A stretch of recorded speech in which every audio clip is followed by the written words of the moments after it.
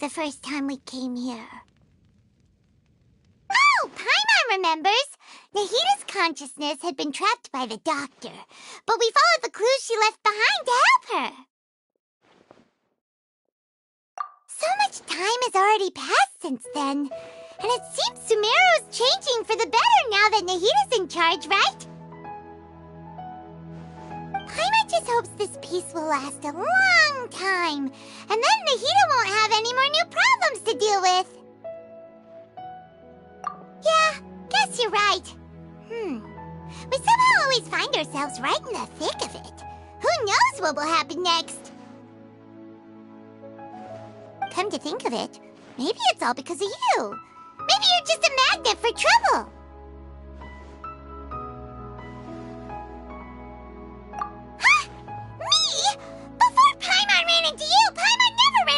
Trouble. At most, when she was super tired, Paimon got caught in some strange whirlpool and sucked out into sea. And even then, you fished Paimon out! Anyway, for Nahita's sake, maybe we should think about heading to our next destination for now. Ah, look who it is. Running into you in a place like this? I can see you two still love wandering around. Oh, it's Dia! Since when are we just wandering around? We're usually taking care of some serious business, even though it may have nothing to do with our journey. But never mind that. What brings you here? I just finished a commission in the desert for a usual client of mine. Nothing too interesting. Just escorting a shipment of goods. I'm on my way to report back. That's when I saw you two all the way over there, chatting away. What were you two talking about, anyway? Huh? You serious? Can't say I saw that coming. But you are travelers, after all. I guess you'd never stay for too long in one place. Bumping into you like this will become a rarity. I'm starting to feel sad just thinking about it. Hey, how about I gather a few mercs to escort you two? What do you say? Thanks, but no need. Oh, Paimon had no clue you'd miss us so much. But don't worry, we'll come back to see everyone when we get a chance. Sounds good. All you need to do to get to Fontaine is cross this stretch of desert and navigate some waterways. Knowing you two, I'm sure it won't be anything you can't handle. So, when are you leaving? Oh, wait a sec. Paimon just remembered there are still a few dishes in Sumeru that Paimon hasn't tried yet. Now, where's that list Paimon made?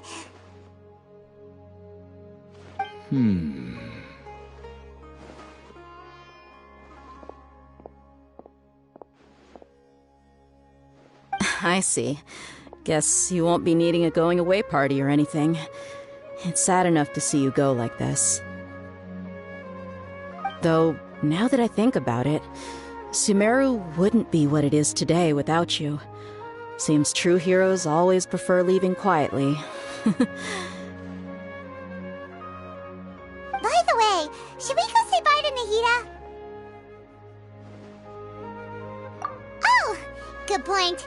Then there's no need to bother her in the real world. Then, I guess this is goodbye for now, Traveler in Paimon. Whether as a client or a friend, you're always welcome to come find me. Goodbye, Dia. Bye-bye, Sumeru.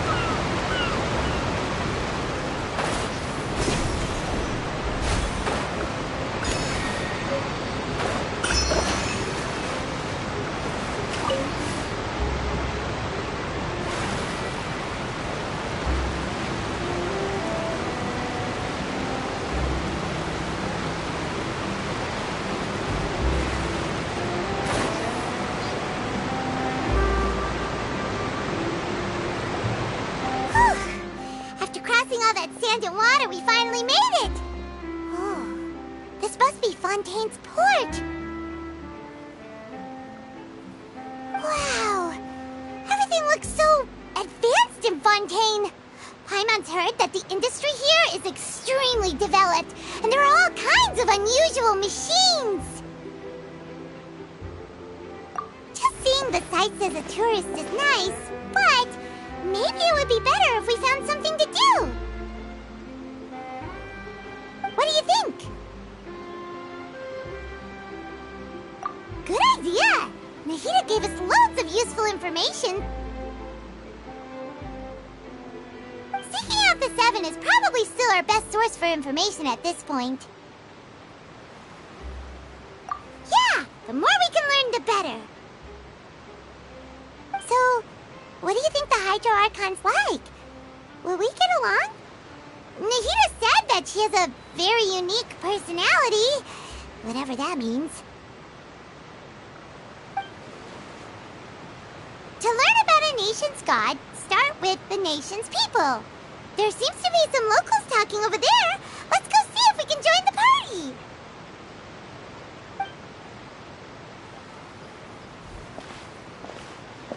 party. If you ask me, it's a tragedy how things ended for him.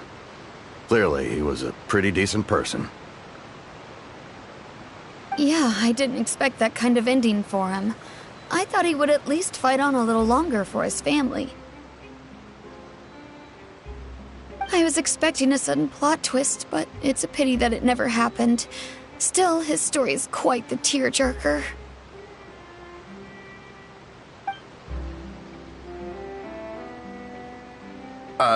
Excuse me. Can I help you too? I couldn't help but notice you standing here listening. Hi. We're travelers new to Fontaine, and we had something we wanted to ask, but you seemed to be really busy talking about some kind of play, so we didn't want to interrupt. Play? Oh, no. We're talking about something that really happened. In fact, it's a case that was just heard a few days ago. Really? Like, a real trial? But the way you were talking about it and the words you used just now made it sound like some kind of story. Well, good tales are often based on true stories, aren't they? And what you see in reality may also be someone deliberately putting on an act while harboring ulterior motives. Whether something is true or not simply isn't that important. The main thing is whether the story being acted out on the stage is splendid enough. Oh, but it looks like you're not from around here. You probably don't know that the Fontaine Court of Justice is called the Opera Epiclese, or more commonly known as just the Opera House. But, shouldn't court cases be treated a little more seriously than that? Not to question Fontaine's way of doing things. It's just that putting someone on trial is usually a very serious thing. No worries. Other visitors to Fontaine have wondered the same thing. You could say that we just don't want to waste the moving stories behind those cases. And as for your worries about whether the cases are treated with due reverence, we have the absolutely just and honorable Chief Justice Neuvillette. As well as the Oratrice Mécanique d'Analyse Cardinal, a machine created by the Archon. Between the machine and the Chief Justice, false charges and injustice are a thing of the past now. Oratrice? Is it some kind of machine, too? Oh, Paimon's curious. We should check it out if we get the chance. Wait, Paimon almost forgot to ask you our question. Do you know what we should do if we want to meet the Hydro Archon? Oh, that's easy. Just go to the Opera House. Lady Farina practically lives there. You could definitely say it's her biggest passion. Huh. I think what they mean is that they wish to speak with the Archon personally. In that case, I'm afraid it's going to be a tad more difficult.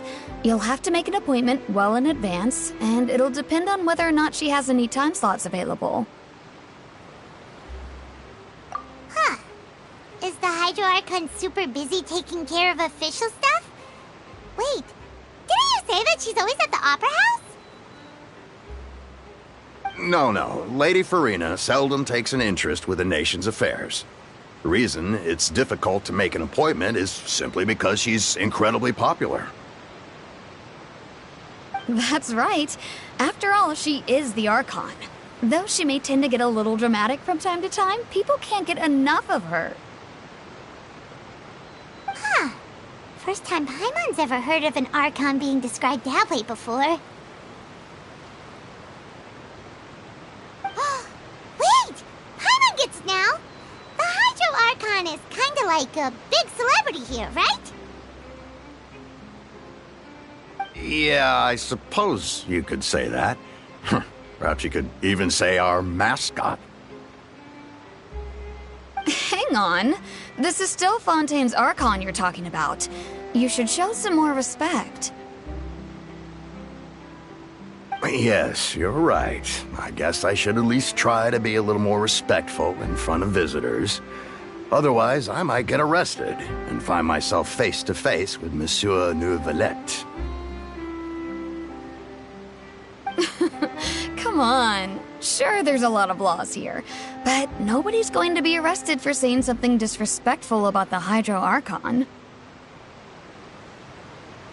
Alright, I think we get it. Thank you! At least we now know that we can find the Hydro Archon at the Opera House. But who knows how long making an appointment will we could have a look around the city in the meantime. Hey!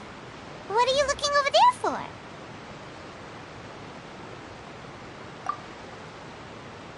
Huh. Maybe something's the matter. She isn't going to jump into the water, is she? Maybe we better go check on her.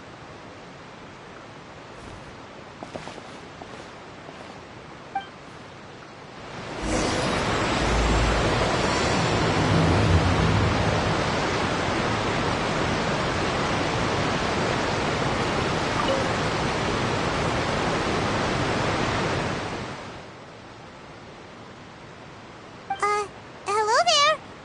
Excuse me. Are you all right? Huh? I'm fine. Thanks. Oh, okay then. We just noticed that you seem to be worried about something. About many things, actually. But there's nothing I can do but just keep my troubles to myself. I was just reminiscing about a place my brother and I would play when we were kids. It was just atop that hill over there. See? You're pointing at the sea. Wait, are you saying that you and your brother lived in the water? Though people call the waters around Fontaine a sea, it's actually just an inland lake that's filled with fresh water. And though I can still see that hill clearly in my memories, now it's been completely submerged. He would skip and jump, tossing sand in the wind. The sun shone brightly, and the air was filled with the scent of the sea. But now, the water is gradually swallowing our memories. It won't be long before it swallows us. Sorry. Paimon doesn't really get what you mean. I don't believe we've had the pleasure of meeting. Are you Lynette's new friends? Oh, and you are? Thanks for looking after my sister. She often comes here to reminisce about our childhood, that's all. There's no need for any concern. Allow me to introduce myself. I'm Linny, and this is my sister Lynette. If I had to guess, I'd say you must be travelers from abroad. Nice to meet you. Paimon is Paimon, and this is the Traveler. We just arrived in Fontaine. We were just talking with your sister. Even though we didn't really get what she was saying. I see. It's unusual for Lynette to be so willing to talk with anyone. In fact, she seldom speaks at all. I'm usually the only one she ever talks to. Oh, really? Then you two are just like us. Paimon's always the one talking for some reason.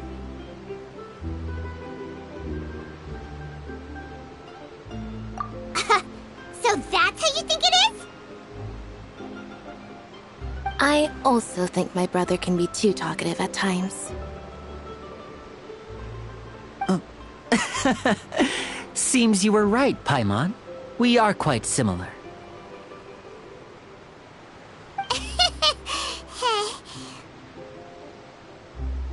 So, what did Lynette mean just now when she said that the water is engulfing your memories, and that it won't be long before it engulfs you too? Oh, that. It's from a prophecy that's been circulating in Fontaine for some time now. Well, I suppose prophecy isn't exactly the right word, because that implies a certain amount of uncertainty. There's no doubt about what's happening in Fontaine now. Where to begin?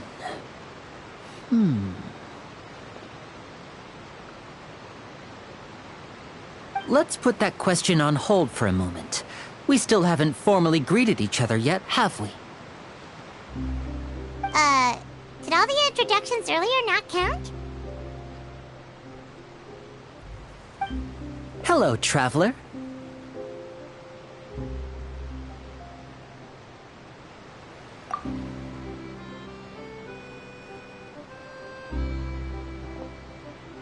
And hello, Paimon. Hey! Why didn't Paimon get a handshake? You're not poking fun at Paimon, are you? Please, don't take offense. Just consider it a sort of etiquette we have here in Fontaine when making new friends. You should remember it. It might prove useful. Oh, all right then. Well, Paimon's just happy to have a local friend now. By the way, we were just getting ready to go to the Opera House to meet the Hydro Archon. Would you be able to show us the way? So you're going to see Lady Farina? No problem at all. In fact, I was planning to go to the Opera House later myself. I'll gladly take you once I finish things here. Please, follow me.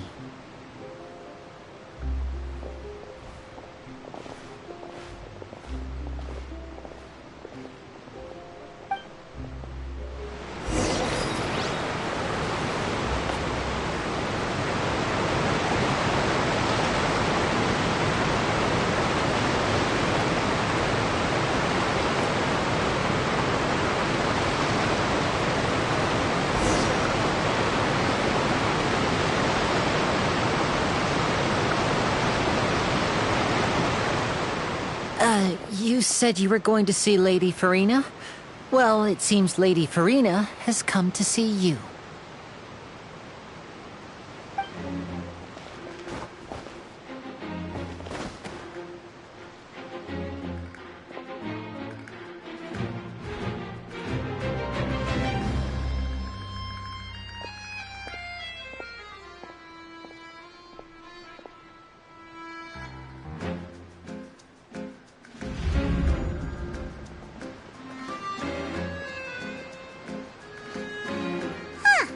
So, she's the Hydro Archon?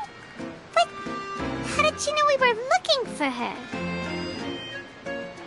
My dear people, rich and poor, those with cup in hand and those with nothing at all, raise your glasses in celebration! If you don't have one, then just raise your hand in lieu.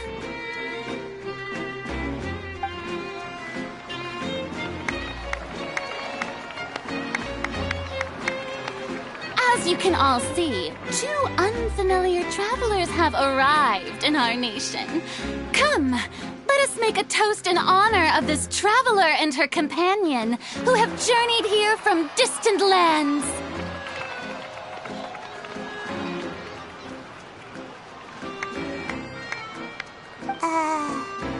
Is she talking about us?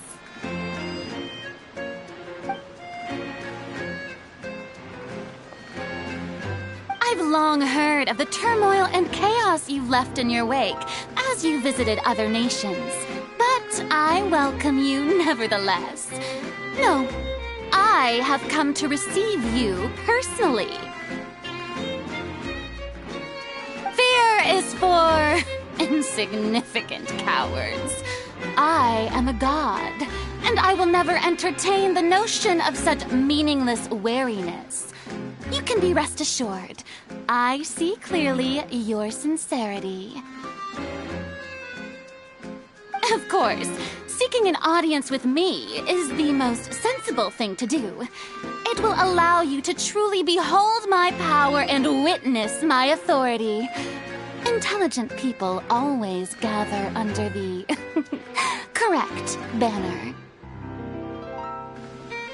I, Focalor, hereby welcome you to the nation of Hydro and acknowledge the value and significance of your trip.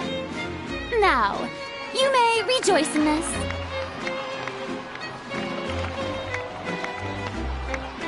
Yeah, Paimon still can't believe it. Feels like we've only been here for a few minutes.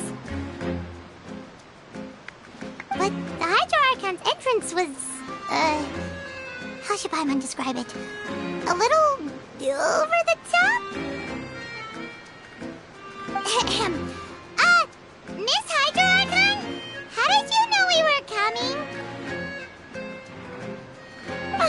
I see. As Outlanders, you inevitably lack even some of the most basic understanding. Don't forget that even the gods can be divided into the mediocre and the excellent. I suppose it's only natural for you to be awestruck by my abilities. You had best stop and consider. Do you really have the noble qualities and etiquette necessary to communicate with a god? All it takes is a flick of my finger for me to know everything about you. Whoa. Talk about sounding high and mighty.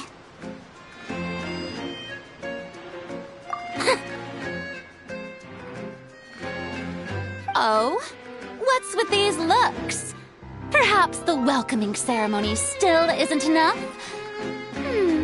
What else should I say then? Is she waiting for us to start talking? Wow, I didn't expect to see Lady Farina here. What a surprise! Wait, does this mean they're the legendary blonde traveler? How did I not notice before? Hey, what's all the commotion? Oh, is that Lady Farina? Is there some kind of drama going on? Of course. That's the blonde traveler. The one all those stories are about. Lady Farina came here to personally see her. Oh, I bet this is going to be the duel of the century. Ooh, I've got to see this. I knew Lady Farina would never disappoint.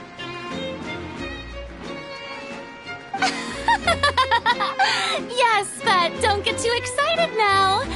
My dear believers and spectators alike tend to get quite rowdy, and despite the noise, I've come to tolerate all their ruckus.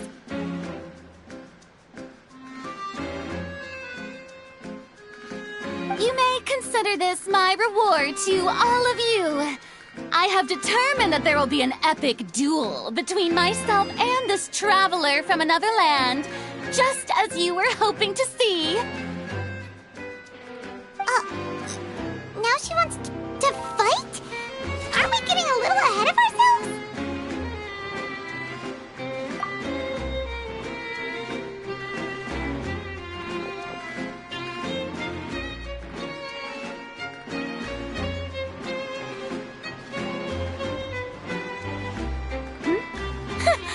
Are you not afraid? Might I remind you that this is a duel against the divine? What are you trying to do, traveler? Provoking a god in front of her people? Stand down, Clorend. I admire her bravery. Few have the courage to draw their sword against a god. She is obviously a true warrior. Unfortunately, people nowadays only crave to be thrilled, and a mere duel will not slake their thirst for excitement. Oh, yeah, she's right. Just a duel wouldn't be all that interesting. On Araneus, criminals are always requesting duels to defend their honor. I'm getting a bit old, to tell the truth. You see, then, as the god of justice, I shall face this traveler in another kind of duel. A duel in court! Whoa, all right! Now that'll be worth seeing! Right. This is Fontaine, after all. It's such a grand opera house, it would be a pity not to use it. Why do you care so much about the crowd's reactions? Seems you've spent a little little too much time in the opera house. Besides, how exactly do you plan to have a duel in court? You mean you're going to put us on trial?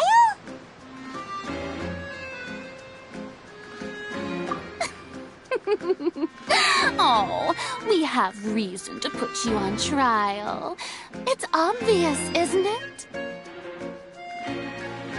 According to Fontaine law, no one is permitted to release any flying objects within Fontaine city limits during the first 3 days of each month.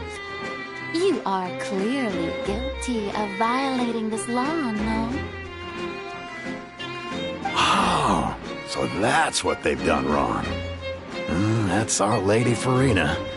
No one knows the laws of Fontaine like she does.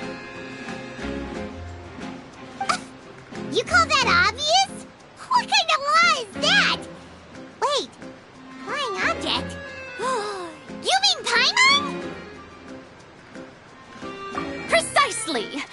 Now, if you two have no objections, then in the name of the Hydro Archon, I order your arrest.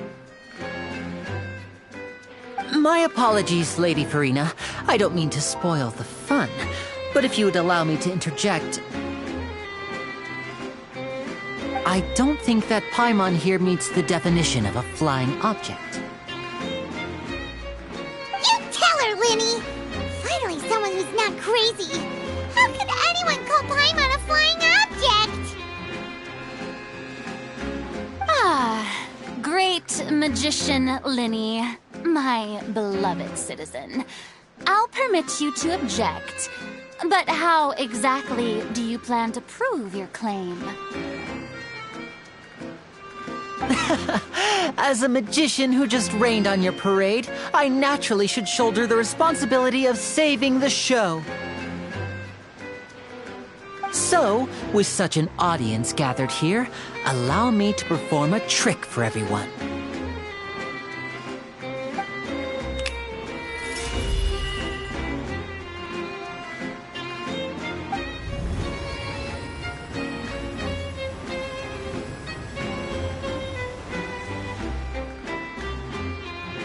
Ta-da!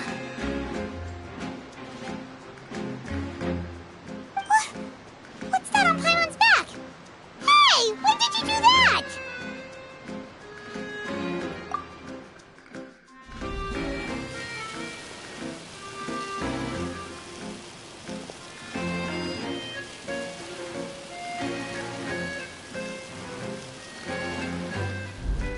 There.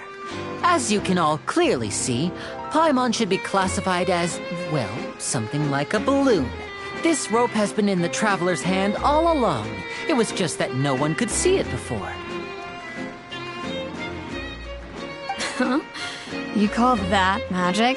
You've got to be joking. I thought it was pretty good. Nice one. Huh. I'm not sure what to think. It seems Lady Farina's charges no longer hold water.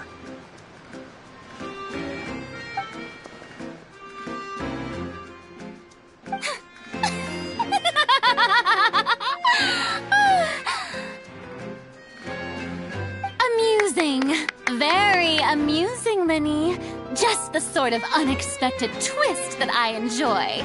With you here, today's performance can finally be called complete. Performance? You see all this as a performance? In which case, consider the matter of your trial resolved. The God of Justice will not bring charges against an innocent person. But when there are valid grounds, I will not only judge travelers from abroad, but even the gods of other lands.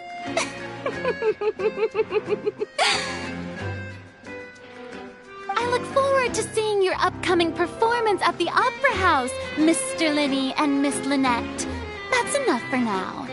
Toodaloo!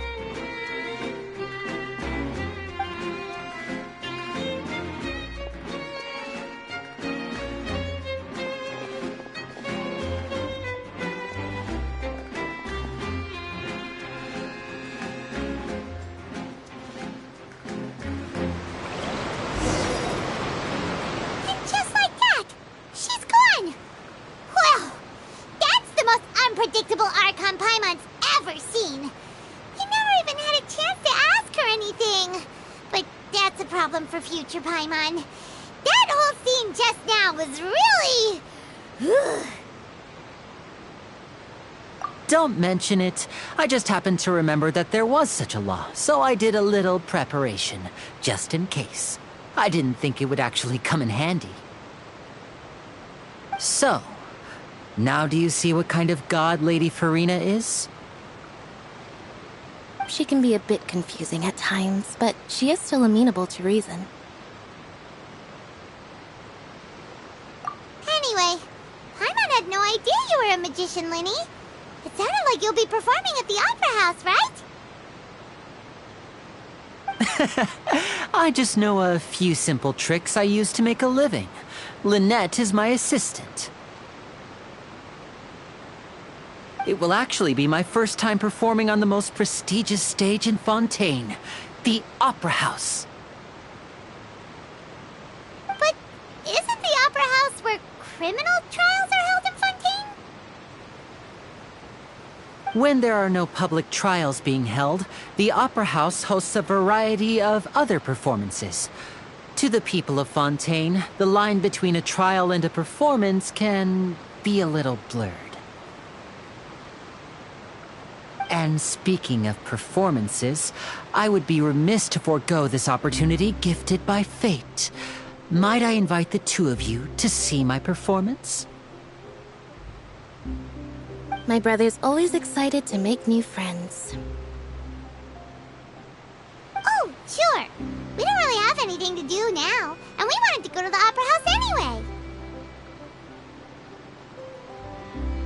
Splendid.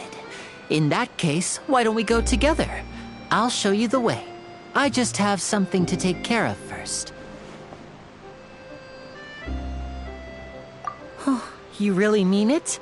Then I'll take you up on your offer. This is a magical item known as a magic pocket. Perhaps you can help me distribute them to the people here.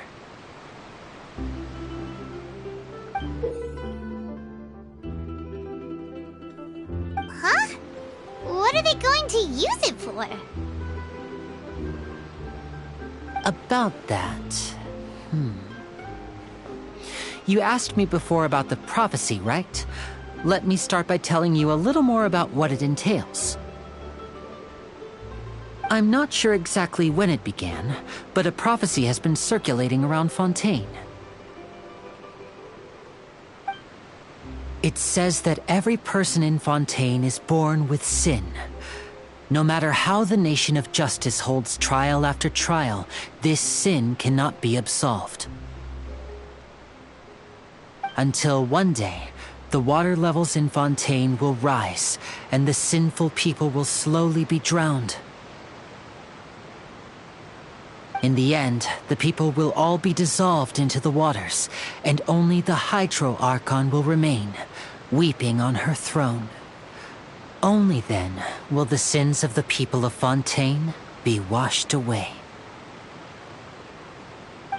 That sounds pretty gloomy. Why are people in Fontaine born with sin? What is that supposed to mean?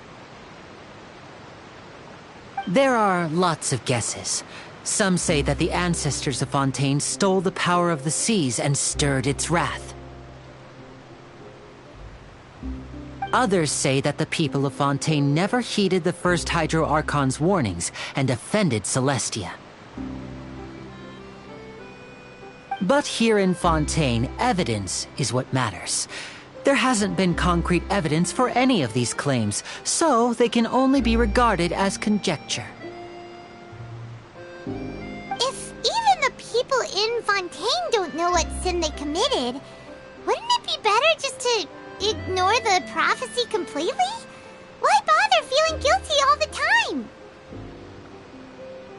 That's exactly what the people did at first. But in the last few years, the water levels in Fontaine have actually started rising. Many places have already been completely submerged, and now lie beneath the sea. Many people carry on with their lives as before and shrug it off as a natural phenomenon. But my family and I think that the people of Fontaine shouldn't ignore the possibility, which would end up sentencing them to death. We hope that at least the people who reside near the waterfront can move away before it's too late. So, we've started distributing magic pockets to them. As a magical item, these magic pockets have astonishing capacity. I'm sure they will come in handy when people are moving their belongings. Oh, Paimon gets it! It's like preparing for a rainy day! But this is more than a bit of rain. Perhaps only absolute power could ever contend with such a catastrophe. But who knows? We're just tiny specks in the grand scheme of things. Now, if you'd like to help, then please give these magic pockets to anyone nearby.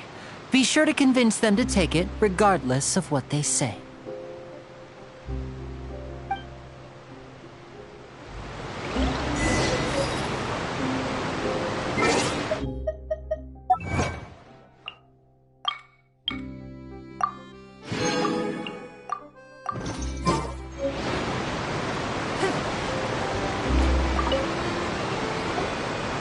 What's this? So you also believe in the prophecy. Keep it. I won't have any use for it. What? You mean you don't believe in the prophecy? No, I believe in the prophecy. But I also believe in another story. The story says that people once lived in the ocean. They were one with the ocean and couldn't live apart from it. But as time wore on, people desired to live on land and developed blood vessels, encapsulating the sea within their bodies. Thus could people set foot on land. So, if you ask me, when the water rises and takes us all, it'll be like we're going home. Oh, we hadn't heard that one before. But people can't live underwater. They'll die. You should probably still take it.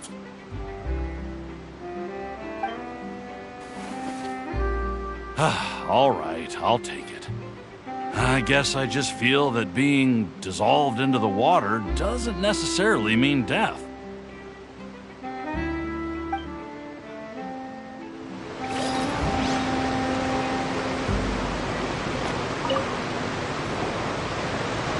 So you're the blonde traveler that everyone's been talking about. My apologies for not recognizing you earlier.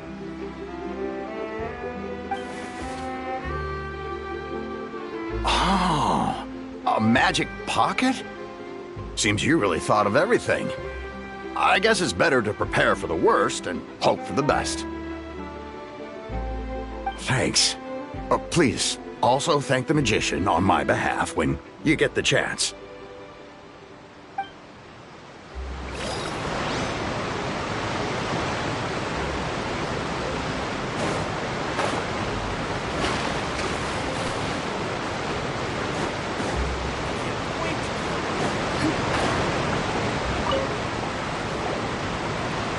Huh? I don't want that thing.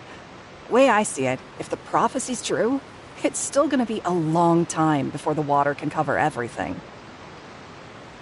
Life is all about living in the moment. What use is there in worrying about the future all the time? We'll cross that bridge when we get to it. You should still take it.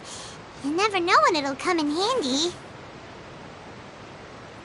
Oh, all right, fine. Thanks. It's just that if I start moving, that means I've already given up on the life I have now. I'd really rather not.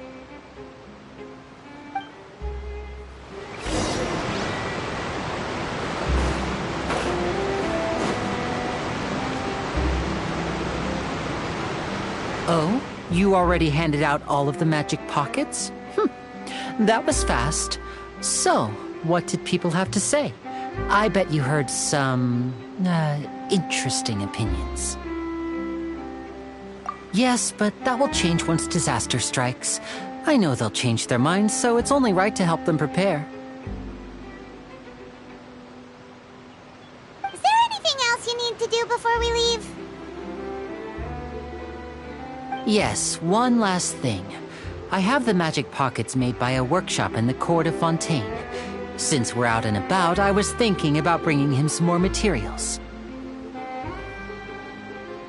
So, you want to collect materials? Just tell us what the materials look like and we'll help.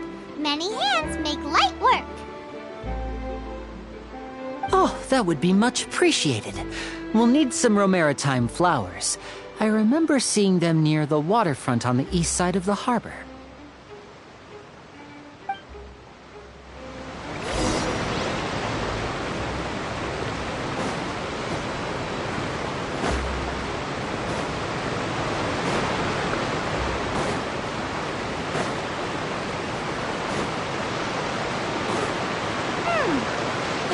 We have to use Hydro to collect for maritime flowers.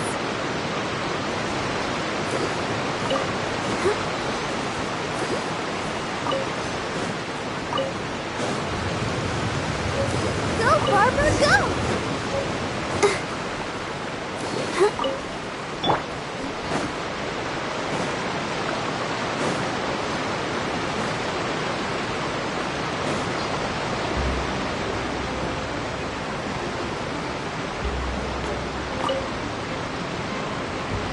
You made quick work of that. I can tell you're an experienced traveler. I've also finished collecting a few here. Maybe next time you'll feel like helping too, Lynette. No way. I'm in power-saving mode today. Otherwise, I fear I may not have any energy left for the performance at the Opera House. Fine. Though the performance is still a long way off. Now that we're finished here, we should get ready to head back to the Court of Fontaine. So, we're going to the Court of Fontaine before we head to the Opera House? Good. Paimon wants a tour of Fontaine's largest city and try...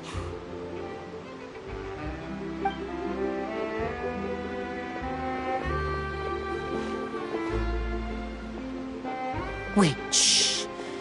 Have you noticed that person over there? The young girl. Huh? What's wrong with her? Paimon didn't notice anything. She's obviously a thief. Magicians and thieves practice similar methods. We divert attention, and a distracted audience is one that won't discover what you're really doing. Watch her movements carefully.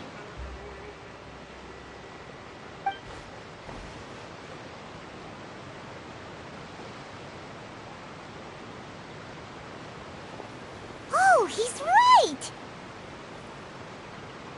Shh, keep your voice down. We need to think of a way to catch her, but it seems she's very alert. Perhaps we should split up. You two can ride the lift over there and wait up top. I bet that'll be her escape route if she tries to run. All right, let's go.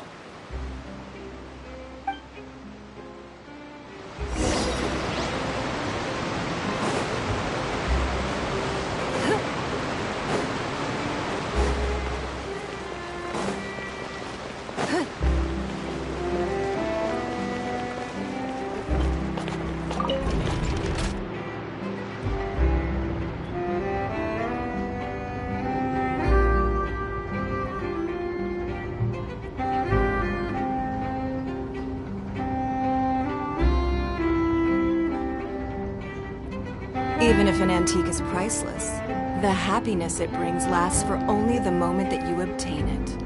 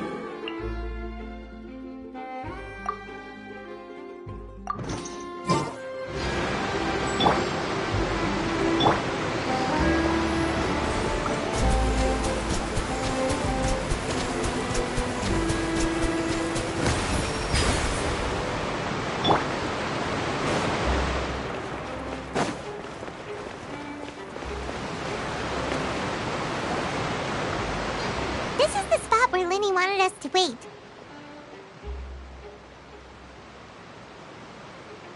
Oh, look! Isn't that her?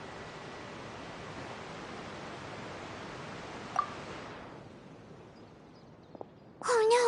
Did she notice us? She started running the other direction! What should we do? Should we chase her?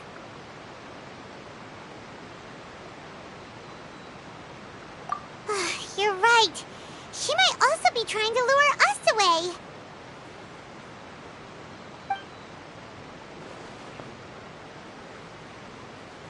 Nothing's happened for a while now.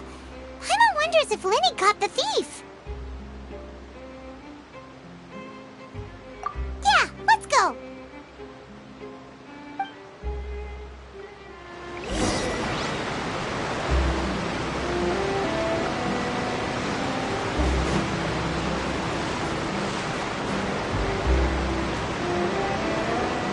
Are you sure that's all she took? You should check to make sure you're not missing anything else. No, that was all. Oh, I can't thank you enough. I didn't notice a thing earlier. Anyway, I should be going now. Thanks again. Oh, were you returning what the thief had stolen? That's right. Pity I wasn't able to catch her. She distracted me by dropping the thing she stole on the ground. By the time I looked back, she was already gone. I saw the general direction she went, but Linny twisted his ankle, and I needed to make sure he was okay. Oh, did you get hurt, Linny? I'll be all right. It's just a twisted ankle, that's all. In fact, it's feeling better already. If you want to play at being a hero, at least try not to get hurt doing it. Imagine what would happen if you managed to derail our performance as a result. You're right, you're right. Sorry, Lynette. I have to admit that the thief was even more skilled than I had anticipated.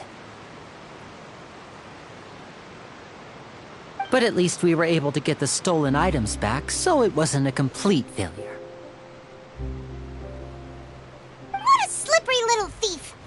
Guess things turned out all right in the end, though. Linny's initiative paid off! All right, let's put this little detour behind us. We should go to the Court of Fontaine now.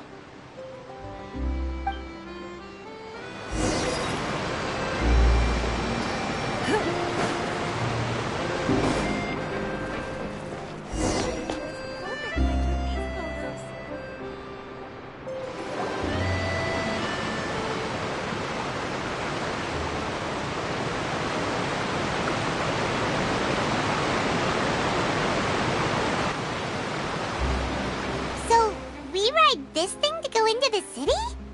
What an ingenious way to get around! People in Fontaine really know how to use water! This is an aqua bus. It allows people to travel between several key locations around Fontaine.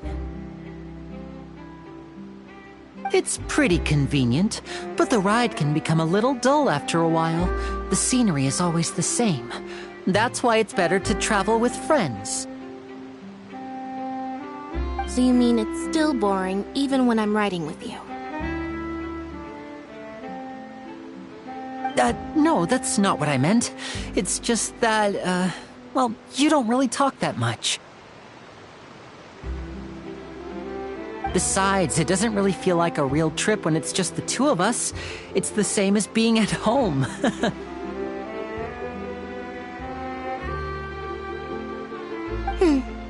Whatever.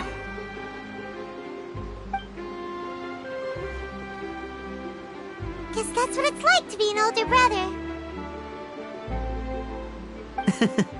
It's about time for us to leave. Let's get on board.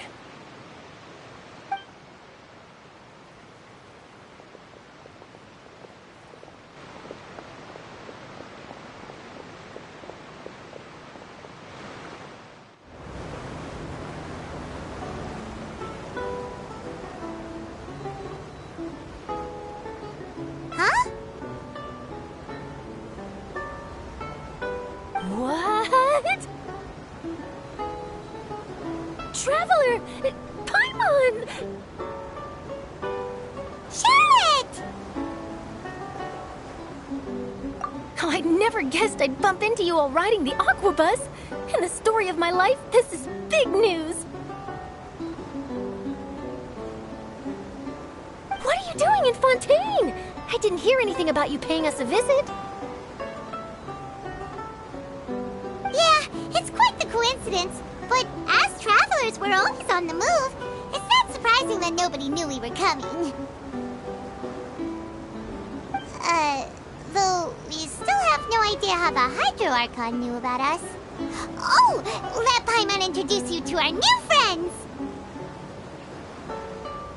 Oh, no need for introductions, Paimon. I would recognize the great magician Linny and his assistant Lynette anywhere. I wouldn't be much of a reporter if I didn't know who they were. It's a pleasure to meet you. I'm Charlotte, a reporter for the Steambird.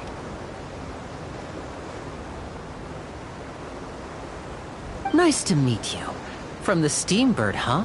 We've often relied on your paper to promote our performances. It's an honor to meet you. Now that everyone knows each other, Fontaine suddenly doesn't feel like such an unfamiliar place.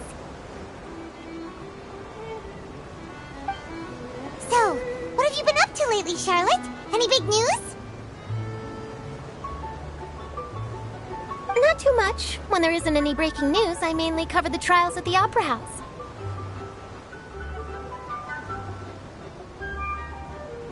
You can still manage to keep readers' attention as long as you tell things from a clever enough angle, even if it's the same old topics. For example, reporting on how a scammer once deceived vulnerable girls into relationships, or how a financial criminal was once so poor that they ate a single piece of bread for 5 days. Ah, you're right. Seems you know me pretty well. What I'm really after is exclusive, sensational news pieces that could shake the country. These smaller stories are a waste of my talents. Oh, I just remembered. I've been following a case lately. Well, a series of cases, actually.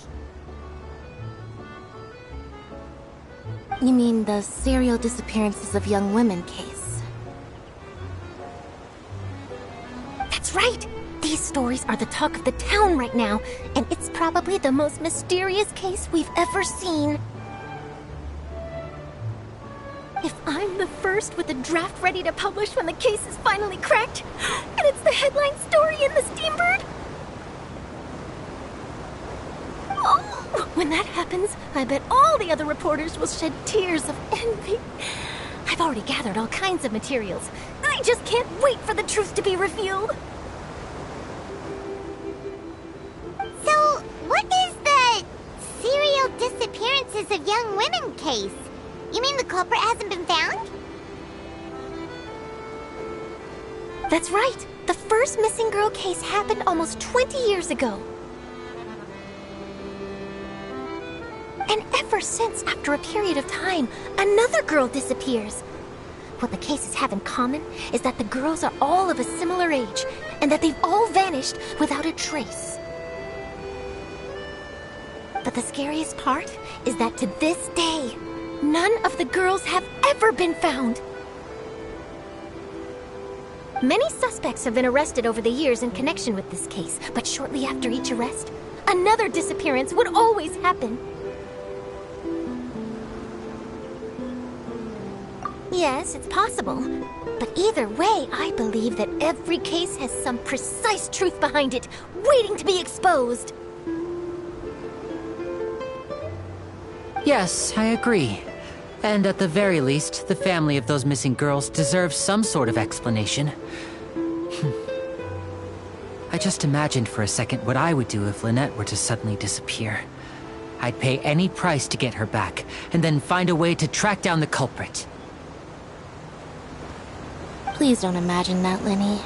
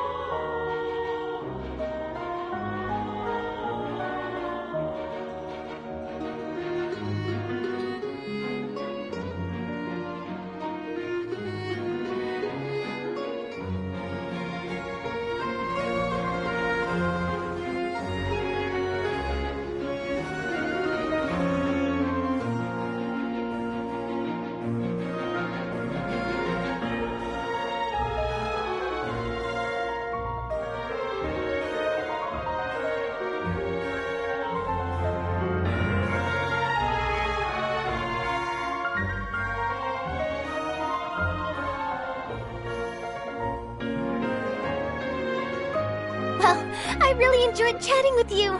Life should be full of pleasant little surprises like this. Yeah, us as well. The ride went by too quickly. I have an interview to get to. I should get going before I'm late. Okay, Paimon hopes we can chat again soon, Charlotte. See ya!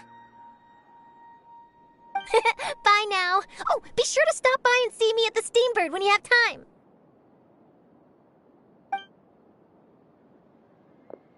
What a tough job. Always running around and interviewing everyone. Well, where should we go now? If you don't mind, how about we stop by my home first? Besides, I still have all the materials we collected. Sure, we wouldn't mind at all. This city is so huge, Paimon wouldn't know where to start anyway.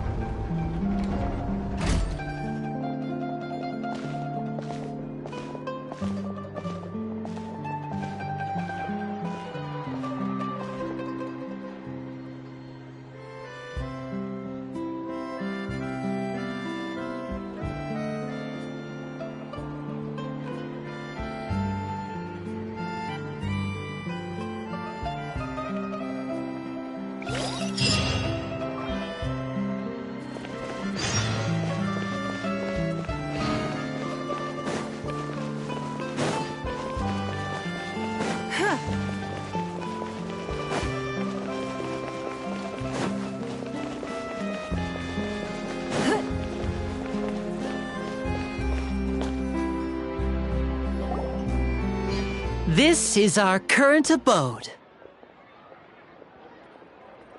Ah, Fremine, you're home. Where did everyone else go? I have some new friends that I would like to introduce. Oh, they all just went out a moment ago. I see. Everyone is getting busier now that Father will be returning soon. I suppose that can't be helped. Allow me to introduce you to my little brother, Fremine. He is a phenomenal diver. Hello. Nice to meet you. Paimon is Paimon, and this is the Traveler. Oh, you sound very proud to have a diver as a brother, Linny.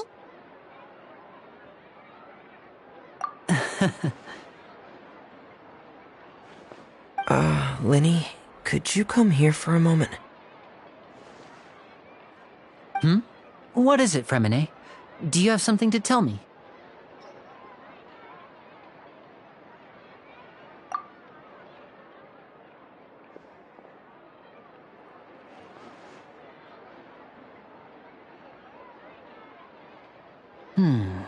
Okay, I see. Is everything all right?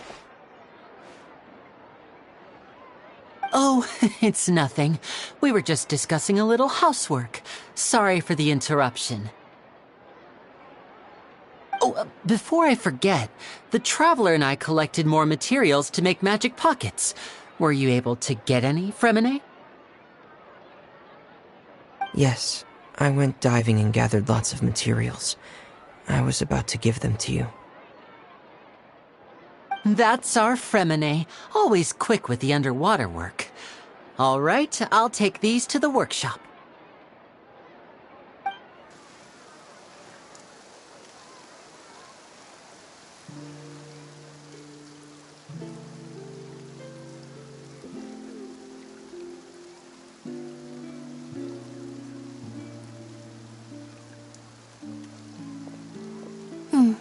Looks like rain. Oh, you're right. But wasn't it clear and sunny just a moment ago? Fontaine's weather sure is weird. I'm afraid that's just how it is here.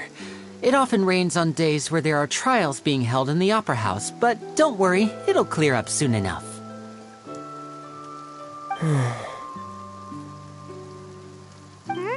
What's wrong, Fremine? There's a legend about the rain that I tend to believe.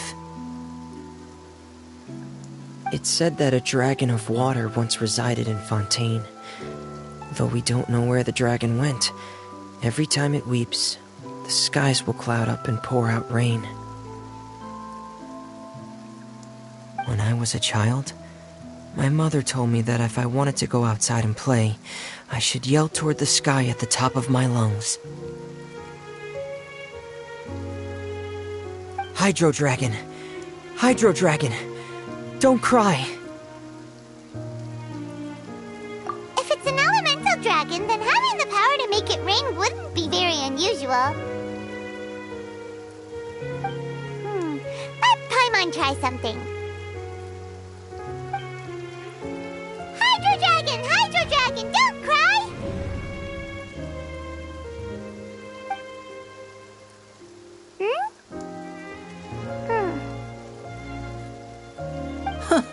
Doesn't seem to be of any use. It is just a legend after all. You know, you might be a more popular magician if you understood the concept of romanticism. Or could at least play along. Sorry. It might be because we've never met the Hydro Dragon. Perhaps it can't be comforted by the words of strangers.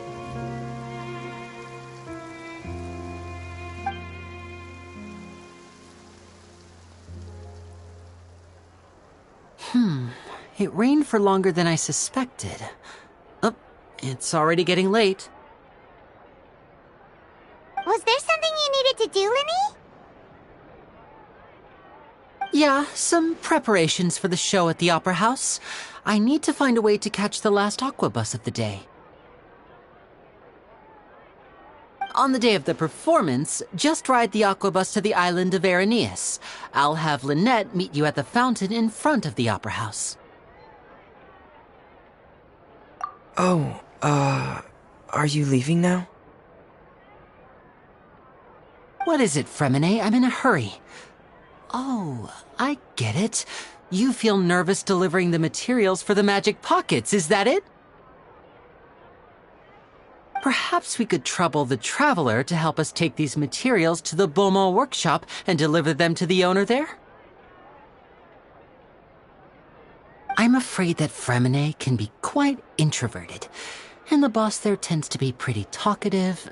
Fremine has always been a little afraid of her. No trouble at all! Don't worry, we're on the case! Sorry for the inconvenience. I'm quite useless when it comes to such tasks. I'll think of a way to make it up to you. Oh, no need! This will be a walk in the park for us!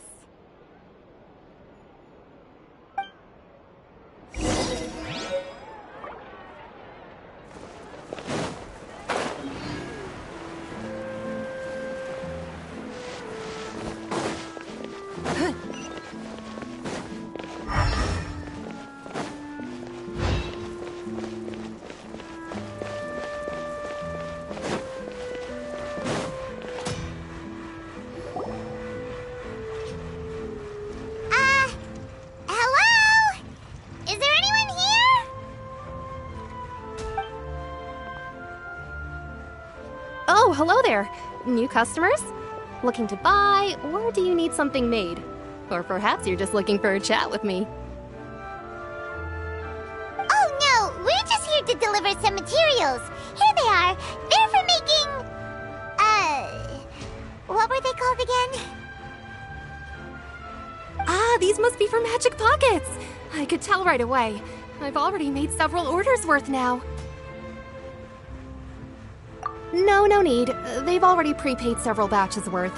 When they told me what they'd be using them for, I even offered them a discount. But they insisted on paying the full amount, saying that I had a business to run. It seems both their hearts and their pockets are made of gold. Whoa! So, is Linny actually loaded? I can't say for sure, but who knows? Maybe there's good money to be made being a magician in Fontaine. Hey! Is this machine what you use to make stuff here? It looks really advanced. Why use your hands when a machine can do the work? It would be a waste not to use the latest technology, and wasting is a kind of crime. But where does a big machine like that get its power from? Well, it's a little complicated. I'm not sure I can put it in layman's terms for you. But basically, everything we usually use here in the city is powered by indemnitium. It's a type of energy that's produced from trials. Huh? How can trials produce energy? Well, I'm not completely sure of all the details myself, but basically, when a trial is in session, the Oratrice Mécanique d'Analyse Cardinale harvests people's belief in justice and converts it into energy to be used all around Fontaine. So, but Paimon still doesn't get it. How could something unreliable like people's beliefs be turned into a stable power source for these machines? Oh, yeah! So that means the Hydro Archon relies on the machine to take the energy created by belief and turn it into power for all of Fontaine, right? Even though I've never heard anyone really put it that way before, it sounds like it makes sense. Besides indemnitium, we have another type of energy called mumusia. It isn't produced by the power of the Archon, but it is unstable by nature. Even now, it still cannot be widely used by civilians. I thought I'd find you hard at work, but here you are chatting the day away. Since you're already talking, I'm sure you wouldn't mind a few words with me. You again? Didn't I already promise you that I'd have the more I owe to Confrérie of Cabriere by next month? Why are you hounding me now? Yeah, but how do we know that you won't go running off by the end of this month? I want 50% today. Wait, no, 70%. Huh? You... Seems business isn't so great for the workshop. We've already finished our job and delivered the materials. Maybe now's a good time to leave? Hey, hold on! Before you go around trying to collect payments, why don't you settle your own debts first? If Confrérie of Cabriere wants to poach clients from Northland Bank, that's fine. But I'm afraid you still owe the bank a hefty sum of mora. So why don't we work things out between us first, before you get back to your little conversation here? You're from Northland Bank. But we said we'll pay everything we owe next month. Why are you hounding me now?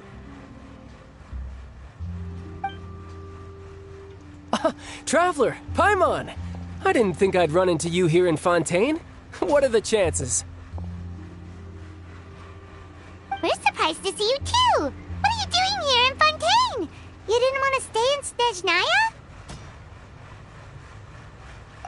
Snezhnaya? Long story short, I've already been in Fontaine for some time now, and honestly, things have been pretty boring. But it seems that fate brought our paths together today. Not only will I have some good friends here now, but ones who always seem to find trouble. Either way you look at it, it seems things are going to get a lot more interesting now. Pretty sure we'd want to avoid anything that you'd find interesting.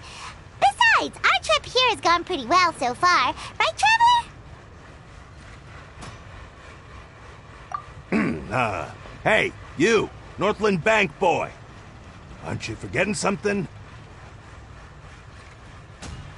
Don't interrupt. It's not often I run into the Traveler like this. Why don't you wait for me over there for a while? kidding? Aren't you the one looking for us? You really expect us to sit and twiddle our thumbs while you catch up with your friends?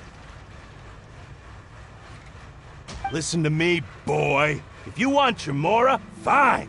Why don't you come and take it? Hey, I just said not to interrupt. Oh, by the way, Traveler, the last time I took Tonya and Tusser ice fishing, Tusser said... Hey! That's way over the line! All right, boys, let's see who has to pay up now! Can you at least let me finish one sentence? Fine. Though the bank told me not to get rough with our clients. You're the ones who started it. This is an act of self-defense. You two will have to be my witnesses, okay?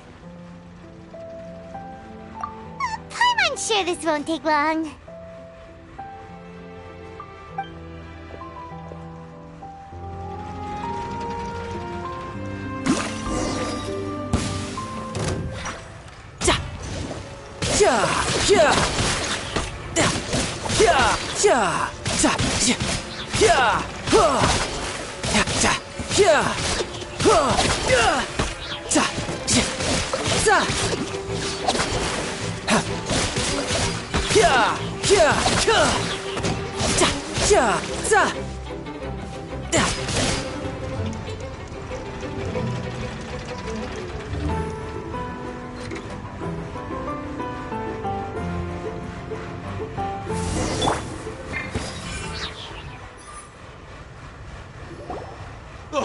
What's your deal, Brad? How are you so strong if you're just a staffer from Snezhnaya's Northland Bank?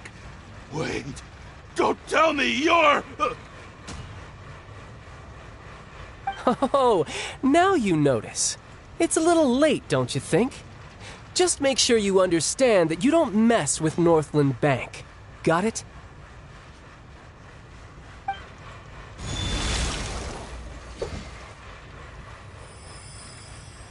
Huh?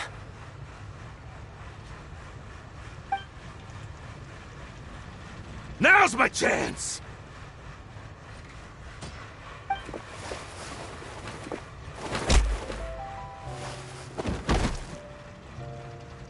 Huh. That was weird.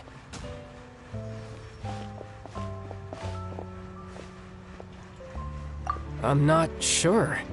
It's as if I suddenly lost control of my hydro powers when I needed them. Maybe there's something wrong with my vision? Strange. How could that happen? First time Paimon's ever heard of someone losing control of their vision. Never mind. It doesn't matter.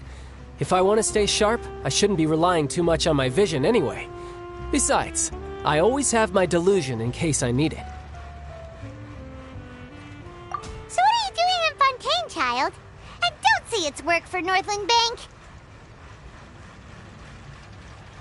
Well, I guess it's because I've been in a bad mood lately. Huh? What kind of reason is that? Wait, since when do you feel down about anything? I don't know. Maybe I still have a lot to learn about myself. But recently, there seems to be some sort of restless power stirring inside of me. And I don't know why, but every now and then I feel like I'm in a terrible mood. Maybe you losing control of your vision just now is connected with that power you're feeling inside. That is a possibility. I can't remember if I ever mentioned it before, but when I was 14, I fell into some unknown abyss. It was during that time I learned nearly all of my abilities. The one who took me under her wing and taught me was named Skirk. She was always quiet and very mysterious. Nobody knew where she came from or what she had been through, and she was always very strict when teaching me combat techniques. One time, I asked her why she was willing to take me on as an apprentice. From what I could make of her answer, it was because I had awakened it, and traces of it remained on me. She said that all my combat training would be useful in the future. But what is it? What did you awaken? She never explained that, but my guess is that it's related to a dream I saw when I had just fallen into that abyss. In my dream, I was in the deepest depths of the sea, and the boundless seabed was all around me. But in front of me appeared a whale that was so massive, I felt like I couldn't breathe. A whale? Oh, that sounds familiar! When we fought against you before, you summoned a huge whale that seemed to leap at us. Is that the one? That's just an abstract form of a whale that I create using my elemental powers. It takes that shape because the scene I dreamt of the whale has always been stuck in my mind. I'll never forget it. So you used the whale as inspiration for one of your moves? Huh. Seems a little twisted to Paimon. So why don't you just go ask your master? Maybe she knows the answer. You make it sound so easy. Ever since the incident I experienced there, I've never stopped searching for Master Skirk and that unknown abyss. But it's been years now, and I've still found nothing. There isn't even a trace of the place where I remember falling into the abyss. Oh, it sounds like some kind of ghost story. Yeah, I'm out of leads at this point, but there's nothing more I can do. It seems that strange encounters in this world tend to be elusive like that. Oh, seems the time really flies when I'm talking with you. I just remembered I have somewhere else I need to be, so I should get going. What? More work for the Northland Bank? No, it's more of a personal appointment. Lately, I've been sparring with some of Fontaine's official champion duelists whenever I'm feeling bored. Official champion duelists? You mean it's their job to duel? Yep. In Fontaine, before a criminal goes to court, they're given one chance to defend their honor by requesting a duel with an official champion duelist. The champion duelists are all-powerful fighters selected from among the nation's best. And the duel itself is a no-holds-barred fight with no specified stopping point. So engaging in such a duel is regarded as a symbol of defending your honor. If a criminal manages to win the duel, they'll be acquitted. But if they lose, they'll have no choice but to stand trial. And the worst-case scenario is that you're simply killed in the duel. Though it's rumored that Fontaine has a death penalty, from what I can tell, no one has ever been officially sentenced to death. So really, the only people who opt to duel are those who have suffered a grave injustice in being accused, or those who greatly value their honor. Otherwise, why gamble with your life? So, do many people actually get out of their trials by winning the duel? Apparently, it's exceedingly rare for anyone to actually win. Fontaine probably enacted this system as a way to show that the nation respects the honor of its citizens.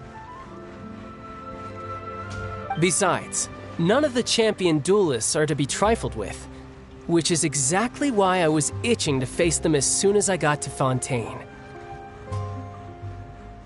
Apparently, the one I'm meeting today, Clorinde, is the strongest of the champion duelists. I had been asking her for some time before she finally agreed to face me today. Well, that's child for ya. Paimon feels like we heard that name somewhere before. Clorinde. Huh. Oh, before I forget, I want you to have this.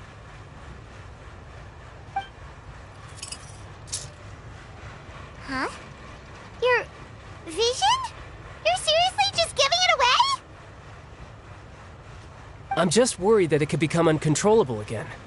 I'd be pretty upset if it got in the way of my duel, so I think I'll be better off without it for now.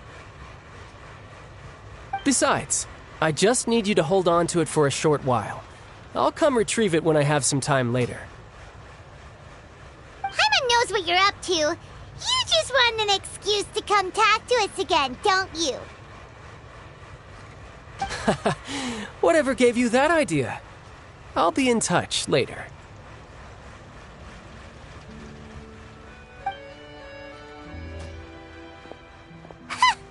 That sneaky guy. He said he's been feeling down lately, but he seemed the same as ever to Paimon. Well, seems we don't have much to do for now. We might as well walk around and see the city before Lenny's performance.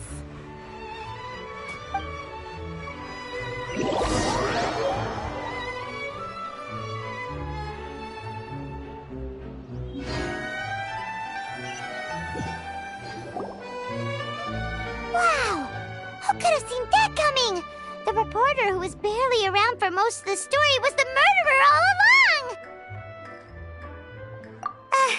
Sorry. Paimon was just surprised, that's all. Whew. Paimon never saw that twist coming. The murder mystery novels here are amazing! The whodunits here in Fontaine are a lot different than the light novels you see from Yai Publishing House. Both have their merits, but Paimon thinks this style of novels are more, well, novel. It's so exciting to reach the moment when the mystery is uncovered, especially in the one Paimon was just reading. You should buy a copy and read it too. Oh, sorry about that. Paimon will be more careful next time.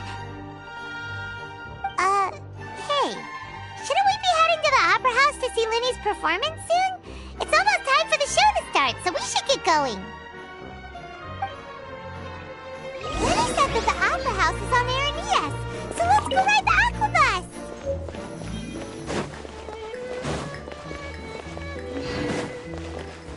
Huh.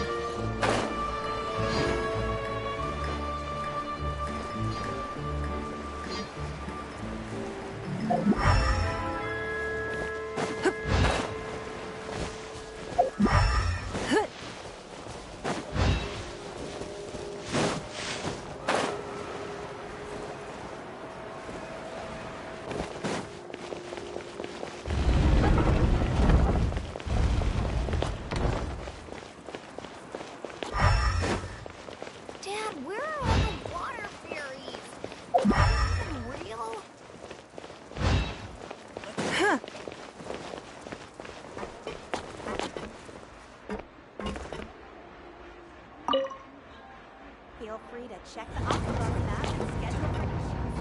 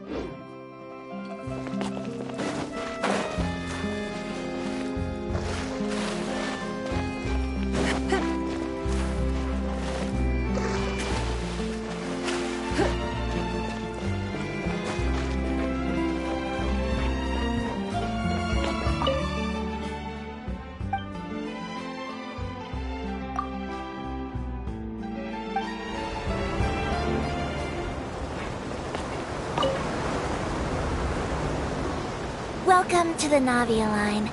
I am Elfan. The boat will be departing imminently. Please do not stick your head, hands, or other body parts outside the boat. The Aquabus operator is not responsible for any accidents or injuries resulting from doing so. Also, please remember to buy the Steambird, though I don't read it myself. The destination of the current tour is Erinias. Points of interest worth visiting include the Fountain of Lucine and the Opera Epiclese. If you look to the left in the direction we are currently traveling, you will see the famous Fontaine Research Institute up in the sky. An experiment gone wrong turned a new sightseeing opportunity. Human ingenuity truly is a wondrous thing.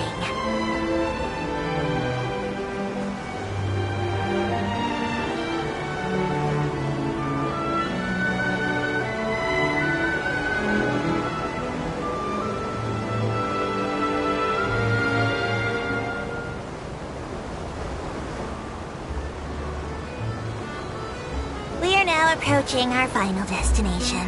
Please be sure to bring all your personal belongings with you as you disembark.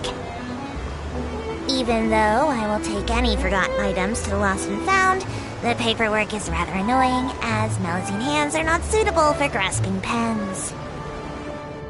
Please be careful when disembarking. It has been my honor to be your tour guide this trip. Thank you.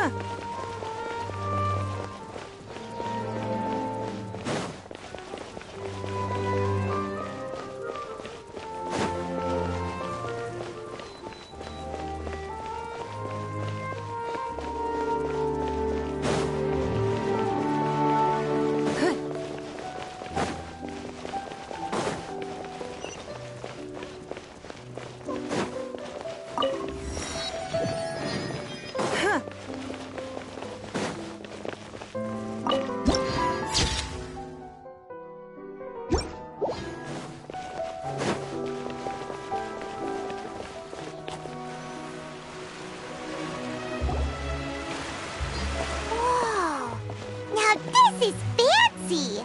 The Opera Epiclese. What a place to hold a performance! No wonder Linny and Lynette were looking forward to it. Huh. Looks like there's a lot of people standing around the fountain up ahead. Oh, Archon, please bless us with a bright and healthy child. We pray. I don't know why you always feel the need to ask so much. I'll be happy as long as our child is healthy and lives a peaceful life. I guess if they're our kid, then there's no doubt they'll turn out smart.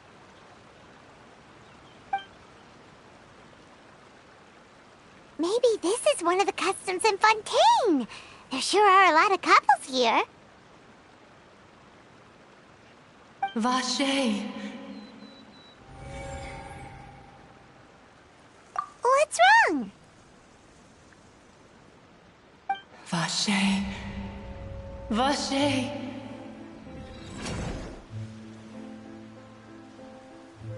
No, Paimon didn't say anything. Are you hearing things? Welcome to the Fountain of Lucine. All the water flowing through Fontaine converges here. It's customary for newlyweds to come here and wish for children. Ah! Lynette! You scared Paimon! When did you get here? When he asked me to wait here for you, remember? Ah, right. What do you mean? There are a lot of people here right now. Hey, you're not trying to scare Paimon, are you? Besides, it's the middle of the day. It's not the time for eerie things. I see. I might be able to tell you something that could help explain the voice you heard. In fact, you might not be imagining things at all. I suspect that what you heard is a result of your hypersensitivity to the hydro element. Others in my family have had similar experiences. It's because of her sensitivity to the hydro element? But what would hearing a voice have to do with elemental power? When do you cry, Paimon? Wait, what? What does that have to do with anything? Just answer me. When do you cry?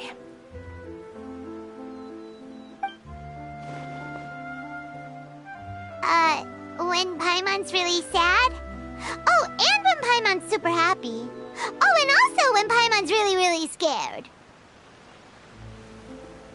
Then you should understand that tears contain your most intense emotions. Like I just mentioned, the Fountain of Lucine is where all the flowing water in Fontaine converges. Even the tears that fall to the ground will eventually gather here. So maybe what you heard was the intense emotion coming from someone's tears. So, what did the voice say? Huh. If you were hearing their emotions, then Paimon wonders what happened to them. Rather than worrying about them, we should worry about my brother first. Don't let that calm look of his fool you. He tends to get pretty nervous just before a performance. So chatting with Linny might help him relax a little before he goes on stage. Oh, right. That makes sense. Let's go in and see Linny.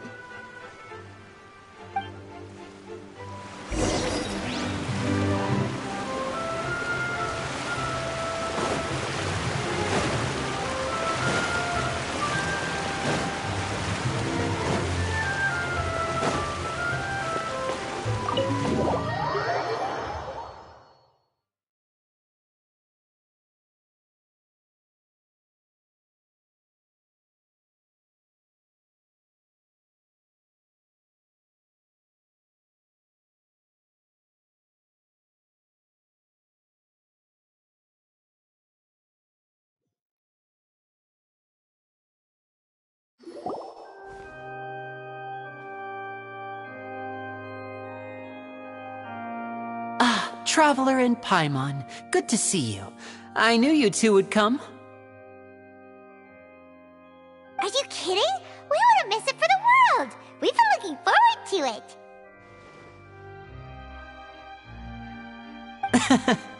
I can tell, judging by how early you've arrived. But you're actually right on time. The audience still hasn't started entering the venue yet, which means now is the perfect chance for us to take you to the best seats in the house. Wait just a moment, I'll fetch the tickets.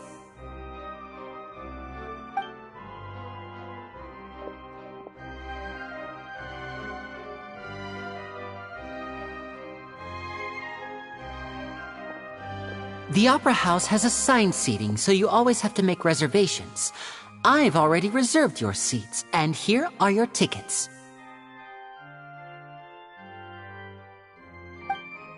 Ooh, front row seats! Thanks, Linny!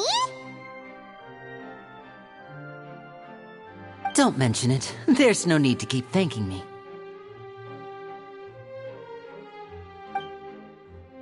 Hey, Lenny! Could you come over here and take a look at this? Oh, I'll be right there. Seems there's an issue with the stage props over there. That's Cal, my assistant, calling me. I'll go lend him a hand. Yeah, we'll just go to our seats. You go ahead, Linny.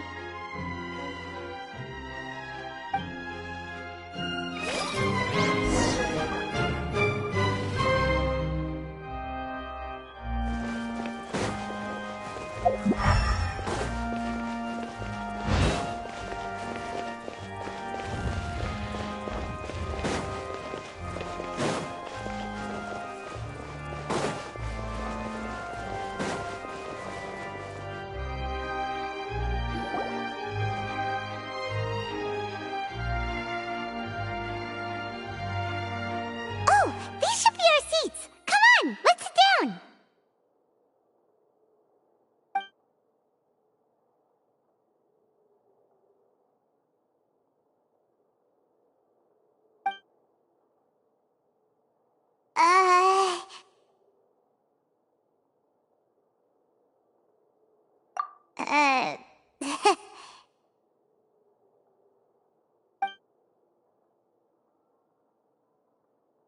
Hey, Traveler. Maybe we should strike up a conversation with the person next to us. Since we're sitting together and the rest of the place is practically empty still, it's kinda awkward if we don't say anything. Oh, you little... Of course you put this on Paimon. Excuse me, I did not realize you felt awkward. I am terribly sorry. I would be perfectly happy to chat with you if that is what you would like. Oh, so you heard all of that, did ya? Boy, you sure have good ears. Paimon thought she was keeping her voice down. Wait, that's not it. Paimon's sorry. Paimon's the one who was being rude, talking under her breath like that. So, let's talk, but, what should we talk about? Oh, Paimon's got it. You're also here early and sitting in the front. Are you a friend of Linny's too? A friend, you say? Well, if Mr. Linny would like to be my friend, I would be more than happy to reciprocate. Oh, so you're not friends with Linny then? Oh, this is getting more awkward by the second. Paimon nearly forgot to make her introduction. Nice to meet you. Paimon is Paimon, and this is the Traveler. We just arrived in Fontaine. It is an honor to meet you two. I have heard of your deeds across Tevat. And as required by proper etiquette, I will also introduce myself. I am...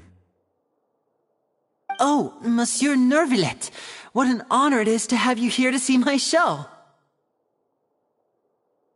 Ah, Mr. Linny. I should say it is in fact an honor for me to see your performance in person. Wait, Nervillet? Could he be... I saw you all chatting just now, but it seems you still don't know who Monsieur Nervillet is. Allow me to introduce you to Fontaine's Chief Justice. That seat is always reserved for him. It wouldn't be too much to say that he's the symbol of justice and honesty here in Fontaine. Whoa! Sorry for being so rude just now. Paimon had no idea you were such an important person. No offense taken. Being Chief Justice is merely what I do for work. Nearly every person has their usual reserved seat, so I'm not so special, really. And by the way, I should probably let you know, even though I would prefer not to. There's someone sitting up there in the VIP seats that has been striking a pose for quite a while now. I believe she is trying to give you a most elegant and impressive first impression. So I think you should take notice of her sooner rather than later, otherwise she may become flustered.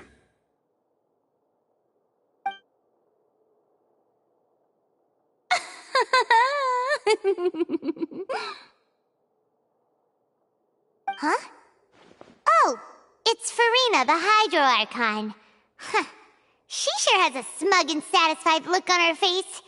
Guess she has no idea that you saw right through her act. Very good. That is for the best. No need to pay her any more attention. We may now enjoy the show. Huh? So is this what things are like between the Chief Justice and the Hydro Archon? All right, please wait just a moment longer. I've pretty much finished my preparations, and the performance will start as soon as the audience has made their way to their seats. Yay! The show's finally about to start! Paimon can hardly wait! Paimon's never seen a real live magic show before!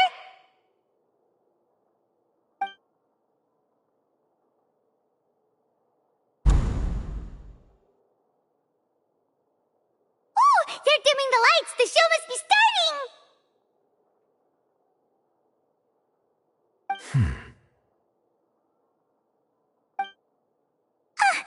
Sorry. Paimon will try to stay quiet.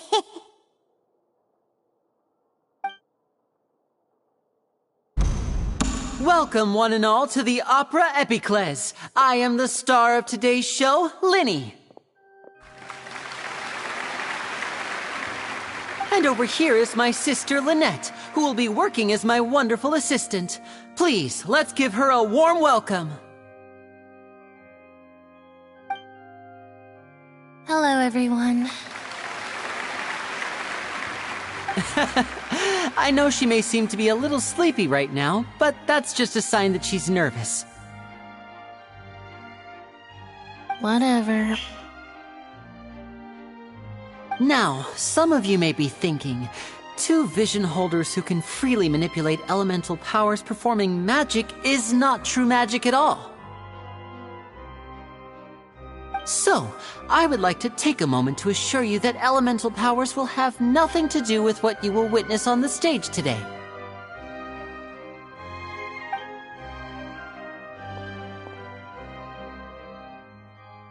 Both Lynette and myself have removed our visions for the show. That way, even the gods won't be able to help us. Oh, good point. That's what makes the show real magic. Now, without further ado, let the show begin. Lynette will now exit the stage to make some preparations.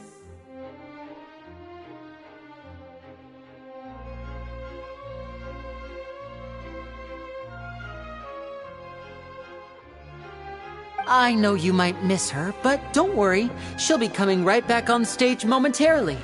Perhaps in an unexpected way. I'm sure she'll be stealing the spotlight soon enough. Oh, and before I forget, there's one more thing I should say. You never know what can happen in the blink of an eye.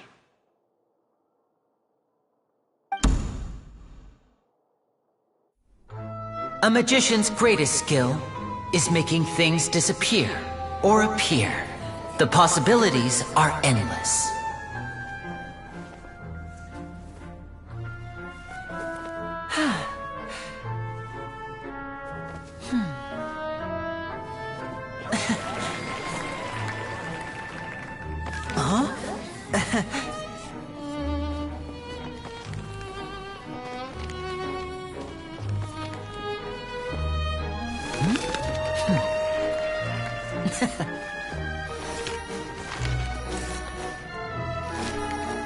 But this isn't what you came for. These little tricks, you've seen them all before.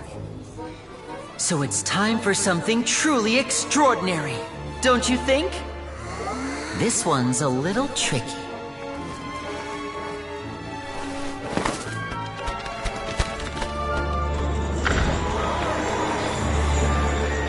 Using this water tank, I shall make my sister vanish completely, right before your very eyes.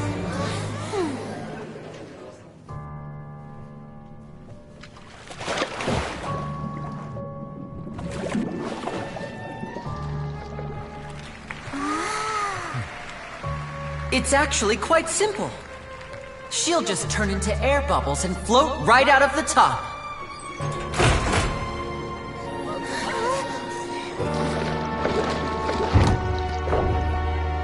Oh no! I told them to check all the props carefully. With the lid on, even air can't escape. An amateur magician would be getting very nervous right around now. Luckily, it's me on stage, so let me show you what a true virtuoso can do.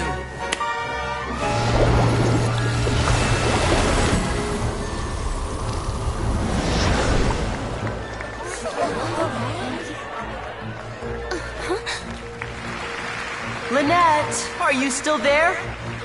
Don't go too far. We don't want to use up all our magic. Hi, I'm back. Uh-huh.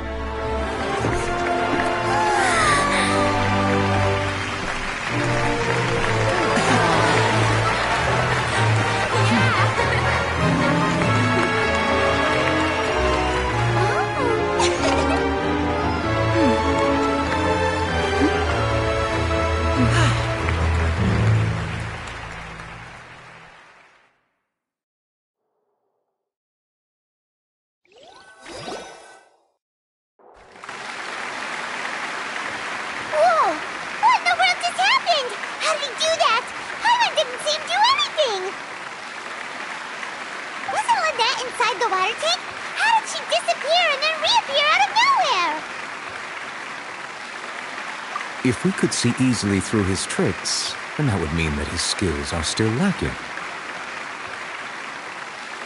To appreciate magic, you should focus on the show happening on stage, rather than getting caught up in trying to see that which has been intentionally hidden.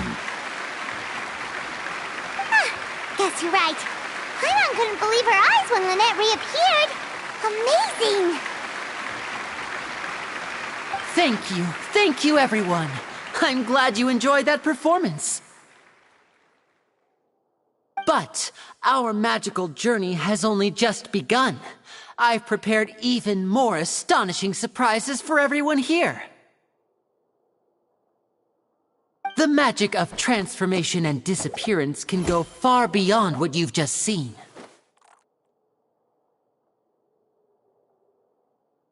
I'm sure many of you are thinking that escaping the water tank was impressive enough.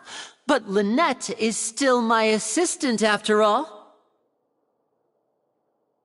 In which case, I have ample time to make all necessary preparations. So, for my next trick, I will require the participation of one lucky audience member. Please, if my assistants could bring out the magical boxes now. There are 2 boxes, and only 2 boxes. One is here, and one is there in the aisle among the audience. I'm sure many of our clever audience members have already guessed our next magic trick. A swap! Our lucky audience member and I will each enter a magic box. After 1 minute, we will each emerge from the opposite box. Now please, everyone pay very close attention to the box you see here. Don't give me any chance to make a move. Wow! How's he gonna do this? Hey, do you think this is all magic tricks, or does Lenny have actual superpowers? The lucky audience member will be generated by this random number selector. It selects numbers entirely at random. Even I don't know who will be chosen to participate. Now then, let's begin.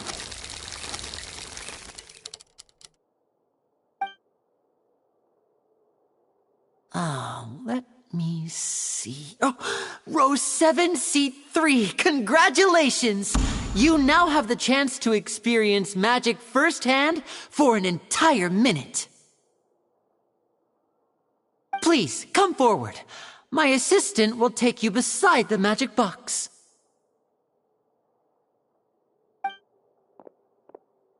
I'm sorry, it might be a little cramped inside, but no need to feel nervous.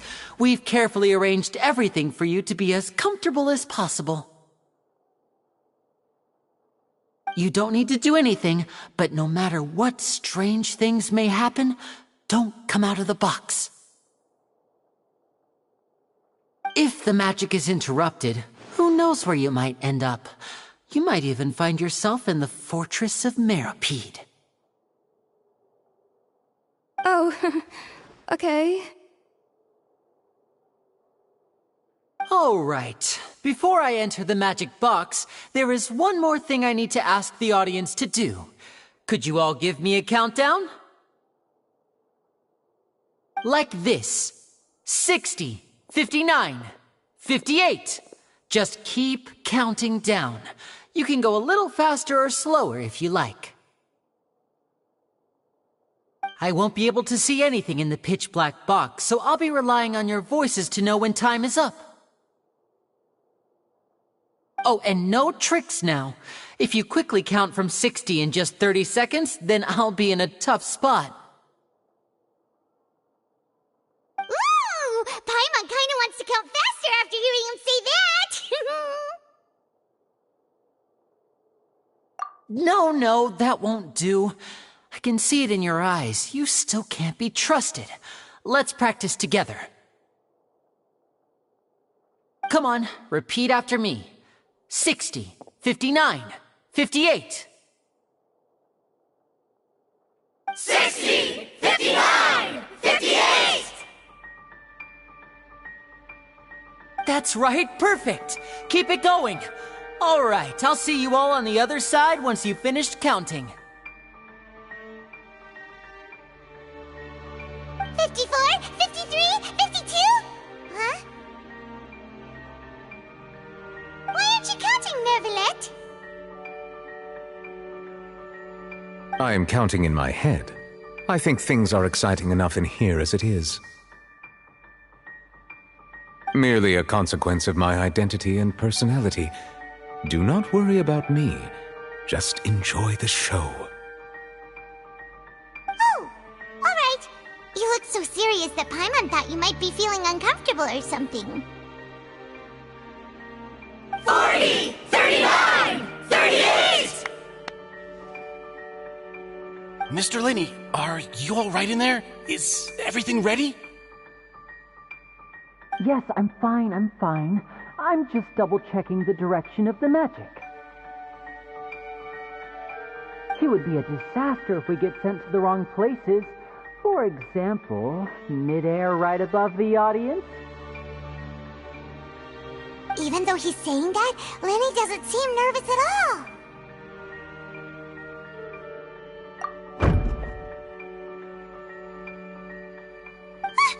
What was that noise? Did you hear it too? Not sure. Anyway, it doesn't seem like anyone's worried about it. 25, 24, 23! What's wrong, Mr. Linney? I can still hear you moving in there. I seem to have accidentally knocked over a decoration. I'm trying to fix it, but it's pitch black in here. I can't tell left from right. Never mind the decorations. There's no time for that. The show is what's important. No, that's unacceptable. I want my show to be perfect. Don't worry, we still have 20 seconds. Hear them counting? 19, 18, 17! It seems things aren't quite going as planned. I apologize, everyone. It feels like you're all starting to count faster, but that's alright. I know it can be tiring to do such a long countdown. 10 seconds and change is still plenty of time. 10! Almost there now. 8! Whew. Swapping two people is harder work than you might think. Even a master magician like me can't guarantee I'll get it right the first time. Hey, wait! Is this the back one? I can't tell. They both look the same inside. Huh? Nope, that's not it. I'll try again. 7! Hey, slow down! Honestly! 5! 4! 3! Whoops! That doesn't count! 0!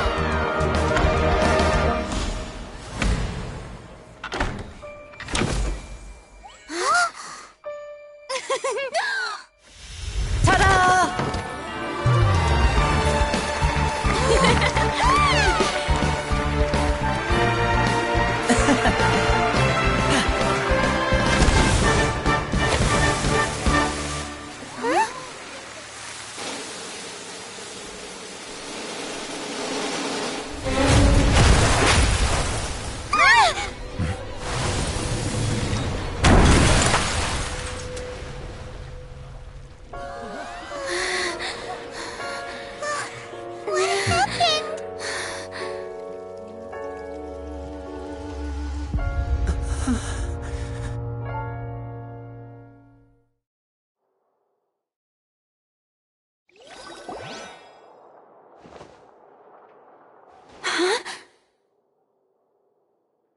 Is this part of the show? Mr. Lenny, you're going to use magic to fix the stage now, right? What happened? Oh no. Maybe this isn't part of the show. The girl was still in that box, right? This performance is over. Medical staff with me. Guards, secure the scene and detain all the performers. Seal the exits. No one is allowed in or out at this time. Yes, that's right. If this was just an accident, then we must investigate the cause. But if this was all part of some scheme, then those accountable will not escape the judgment of the God of Justice! No need to be alarmed, you two. We'll get to the bottom of this soon enough.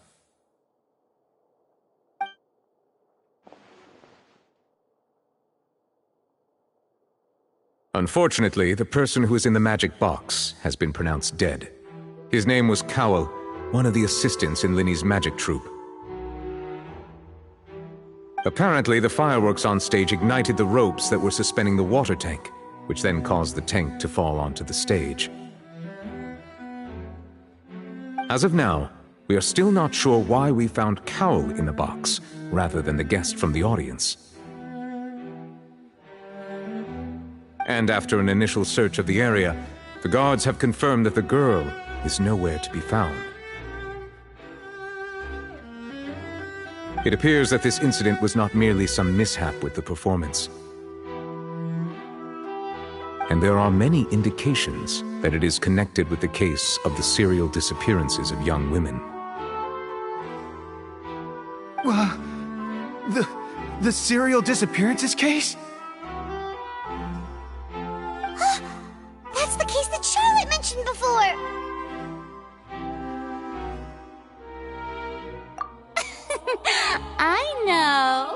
I know the truth. I can see through the whole thing. Really, using such a shallow and obvious mystery as his finale. Did he really underestimate us that badly? I say that our powerful magician, Mr. Lenny, is now the prime suspect for the serial disappearances case. Huh? Why me? This whole thing was an accident. Oh, this all occurred during your your magic show, did it not? The missing girl disappeared after being chosen, did she not? The deceased is one of your assistants, is he not? Now that I think about it, that whole speech about magicians making things disappear was nothing more than a provocation, a bald-faced challenge. That can't be right! How can Lenny do this? He was in the box on the stage the entire time! We can even hear his voice! Besides, before the show, he told us that he would like to catch the criminal behind the disappearances! He couldn't possibly mean catching himself! Save discussion for a later time, please. Lady Farina, may I assume that your comments just now constitute an accusation against Mr. Linney and his associates, and that you are pressing charges? I just think that I think it might be a little early to talk about formally pressing charges. But what Lady Farina said just now makes perfect sense. Looks like she's gonna personally deliver justice. A kidnapping and murder carried out under the cover of a magic show. Lady Farina said it all. I mean, of course, my dear people. But what excites me even more than the obvious truth before our eyes is the opponent I'll be facing. That's right. I mean you, Traveler. You'll support Lenny, won't you? After all, he was the one who helped you the first time we met. Then there's no problem at all. You know, the Traveler and I already had a duel the first time we met. But with Lenny's help, our little duel ended in a draw. But draws really are the most boring possible outcome. So, no more draws. Between the two of us, there must be a clear winner and loser. And what better place to hold such a riveting showdown and decide the true victor than here, on the grandest of stages, the Opera Epiclese. It wasn't a draw. She obviously lost last time. I understand. Charges have now been pressed, and as such, a trial is in order. Well, Traveler, seems Lady Farina has set you in her sights. But putting her dramatic rhetoric aside for a moment, I would like to ask you, are you willing to act as Mr. Linney's attorney and defend him in this case? Very well. The trial will be held a day from now in the Opera House. Both sides may investigate the scene to build their cases and search for the truth. Linney and his troupe are all potential suspects and shall remain within the Opera House. The audience may begin to leave in an orderly fashion once they have been cleared by the guards. A day isn't that long. Let's see what kind of case this big-shot outlander can build in such a short amount of time. I'm really quite looking forward to hearing it.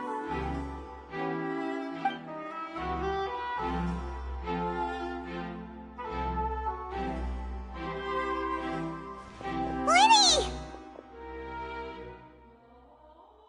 Sorry about everything that happened just now. Were you frightened? Of course! Who wouldn't be scared after witnessing an accident like that? Yeah, I'm a little shaken up myself. How could this happen? And poor Cal. I know you already claimed that you would defend me, but now it's just us talking. Tell me, Do you think I could possibly be the murderer? Good to hear. Thank you so much for trusting me. I'm sure everyone sees me as the biggest suspect at this point. But, if you ask me, the whole thing is mysteries layered upon mysteries, such that all that's left is confusion. I don't know whether what happened there on the stage was purely an accident or not, and I don't know why poor Cal was in the box. As for how that girl chosen from the audience could suddenly disappear, I'm afraid I don't have any answers either. If someone tampered with my performance, then we need to figure out what they did. Even a skilled and knowledgeable magician like myself couldn't pull all that off in just 1 minute. Which is precisely why we need to investigate! As this book says, the impossible could not have happened. Whatever happened must have been that which is possible. Paimon bought them when we were reading at the bookshop in the city earlier. Pretty cool, huh? Don't worry, Paimon used her own savings to buy them. It wasn't from our travel funds. I think they look cute on you, Paimon. You have good taste, Lynette! That's the right attitude. Feeling depressed isn't going to help me now. I need to get back to my normal self. But with the guards watching our every move, it's going to be especially difficult for Lynette and I to prove our own innocence. Good thing you agreed to be our attorneys. Thanks for that. We'll be counting on you. Yes, thank you so much. Yeah, just leave it to us. Oh, since we're going to start investigating, Paimon has a question first. Where did Lynette go during the performance? Ah, well, I'm afraid that would involve some of our essential trade secrets as magicians. The secrets behind our magic are past saving, Linny. I suppose you're right. The truth behind our tricks is going to be important evidence that will be weighted during the trial. 'Tis truly a pity. As a magician, our magic show is a work of art. We've poured countless hours and spared no effort in perfecting it. But if revealing our secrets will help you uncover the truth behind what happened, then it will be well worth it. We should go somewhere else if we're going to discuss our magic tricks. We'll go speak with the guards, and in the meantime, you can go investigate the stage and the seating areas. Alright, let's go have a look while the investigation teams are still here. Detective Paimon is on the case!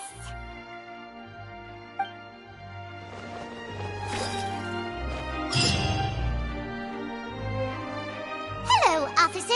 How's the investigation going?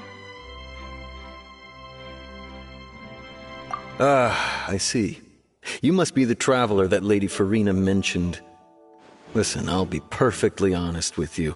I'd avoid getting mixed up in this whirlpool of a mess if I were you. Huh? What do you mean? Come with me and you'll see.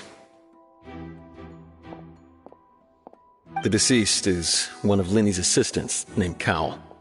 Even though he hadn't joined the troupe long, he was hardworking and everyone generally liked him. The assistants are usually in charge of setting up and inspecting the props, as well as assisting with the show and keeping the crowd engaged. As you probably saw when you were in the audience, the water tank suddenly fell and smashed the box with Cowl inside it. This is the real mystery. We've already searched the scene and were unable to find any traces of the girl. However, if you look carefully, the box was positioned directly under the water tank. The ropes holding the tank were then burned by the pyrotechnics on stage, causing them to snap. All these factors lining up so perfectly makes it hard to see this as a mere accident. If anything, the more logical explanation is that the whole incident was intentionally planned, and Linny is the most likely person to have access to all these areas. But he doesn't have a motive! Are you both good friends of his? Well, you can't say we're good friends, but we've known each other for a little while. So in just a short time, he was not only able to win your trust, but even convince you to act as his attorneys. I know there's no such thing as magic. The real trick of a magician is holding the audience in the palm of their hand. I've seen a lot of cases, and I can tell you that people are the least reliable kind of evidence. Sorry, I tend to be pretty straightforward. Just know that I'm warning you for your own good. Anyway, you may investigate the scene of the crime yourselves if you're curious. Who knows, maybe you'll be able to come up with some new evidence.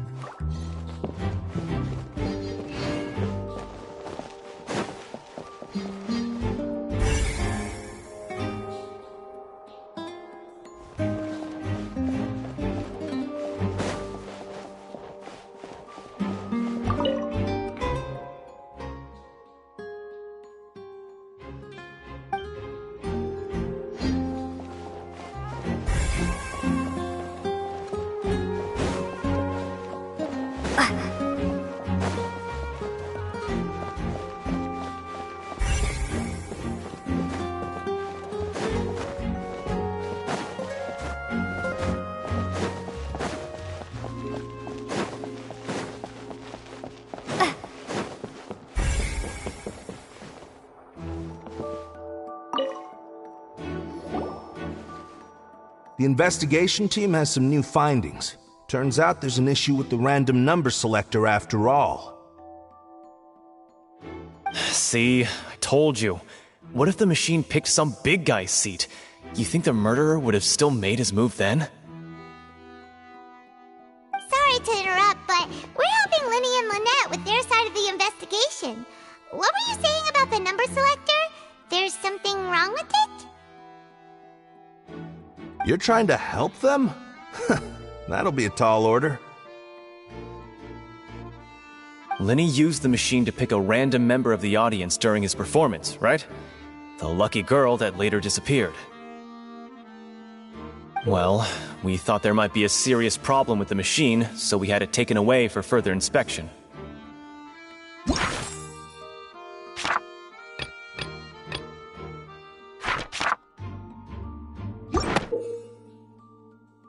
It turns out that the seat number it picked wasn't random at all. The machine picks that same number every time. I'm sure you already know that you have to make a reservation in advance to get a seat, regardless of whether it's a trial or some performance. In other words, Linny knew who would be sitting where from the very beginning. That much checks out. Linny reserved our seats for us, too. Bet you see why I was saying it'd be tough to make a case for Linny. Even though it's bad for Linny's case, it down.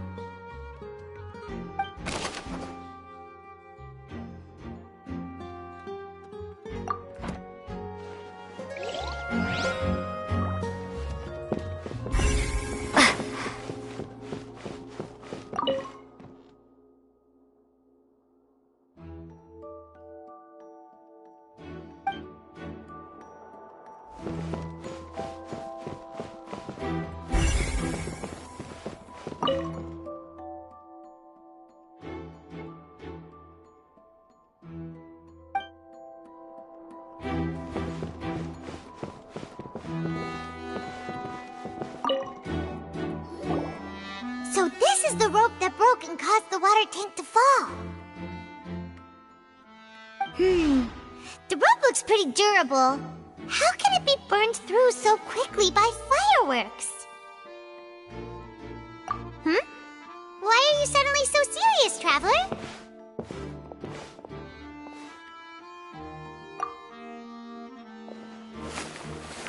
Whoa! Look!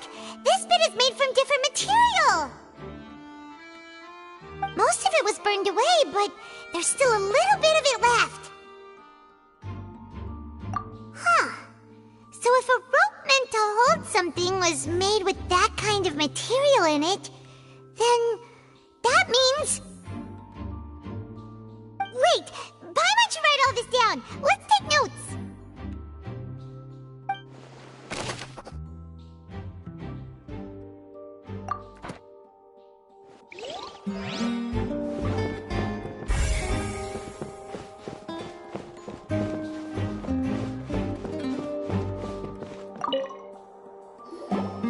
Hello there! What are you investigating? Oh, this location has also been cordoned off because the Magic Troupe members are currently considered prime suspects. The investigation team is still collecting evidence. The seats were all booked in advance, so we were able to deduce the missing woman's identity by checking the guest list. Sure, it's not like this is confidential information. We will publish it later anyway when we petition the public to help us find the missing person. Her name is Halsey. She's a painter from Fontaine who's made a bit of a name for herself. Apparently, she wasn't a regular at the Opera House, but she'd been feeling some pressure with her work lately, which made her decide to come see the magic show. The Magic Troupe members all claim not to know her. We have looked into her social connections. It seems that she has no personal grievances or conflicts of interest with the suspects. Simply put, she wasn't related to the Magic Troupe at all, which matches the features of the previous serial disappearances. Were the victims of previous cases also chosen at random? That's how it seems to us, in any case. Apart from the fact that they were all young women of around the same age range, there really weren't any other connections between them. Okay then. No need to be so formal. If you do happen to see the missing girl, please be sure to contact us. It is of utmost importance that we get to the bottom of these disappearances.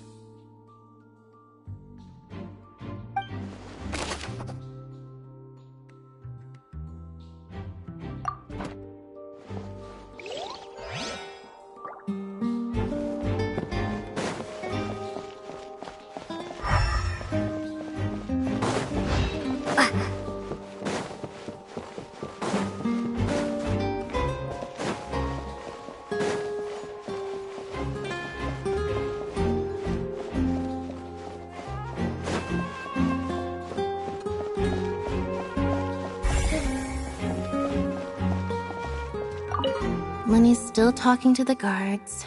It seems he'll have a lot of explaining to do. I think someone will be assigned to monitor us later, but that's alright.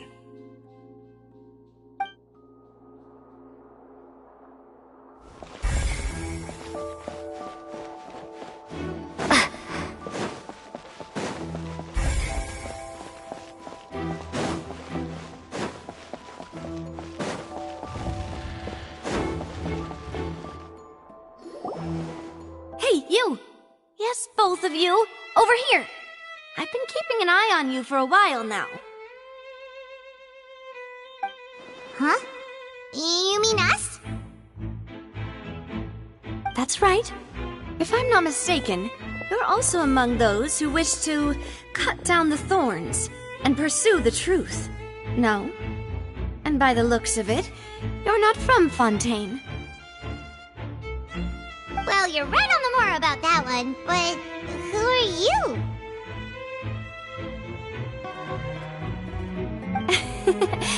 Have you never heard of the Spina di Rosula? From mediating disputes and providing protection to solving conundrums, you name it, Spina di Rosula does it. And I, Navia, have the honor of being its renowned president. Though those who play by our rules call me boss. I'm Silver, her attendant. Pleased to meet you. And I'm Melus. Demoiselle's various daily needs and affairs are under my purview. Huh? Boss? Demoiselle? What gives with the names? Well, I am the second generation president. Melus and the others are still used to my previous title. My apologies, Demoiselle. Should you prefer, boss, I will endeavor to use that instead. No, no need. You don't have to call me boss. Just Navia is fine. Okay, if you say so. Not that we're members of Spina di Rosula anyway. All merely trifling details. Never mind. Now, back to the situation at hand. That's right. I've always kept an eye on the serial disappearance cases. My interest stems from a matter back from my father's time. Judging from the look of things, I find Linny an unlikely mastermind.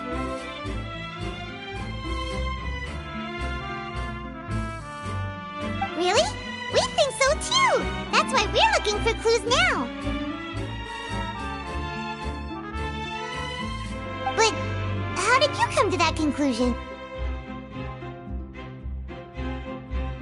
Intuition, naturally. My unparalleled intuition. Farina sure was quick to point the finger at Linny without any decisive evidence whatsoever, wasn't she? But that's not uncommon for her. If you remember, the Justice had to interrupt her and ask if she was pressing charges just to keep her from getting carried away. Anyway, a trial begins the moment someone levels charges. And, of course, there was no way Farina was going to back down in that situation. Sounds more like you just don't trust the Hydro Archon. Well, what's your opinion? I must admit that she can be interesting at times, but liking her doesn't mean that I'll blindly agree with her. All right, I've answered your question. Now, it's time you answer mine. Wait a minute! Did that answer count? Well, I say it does. But don't worry, you won't hear any pointless questions from me. In your opinion, do you think it's right to treat a trial like it's an opera? Well? And why would that be?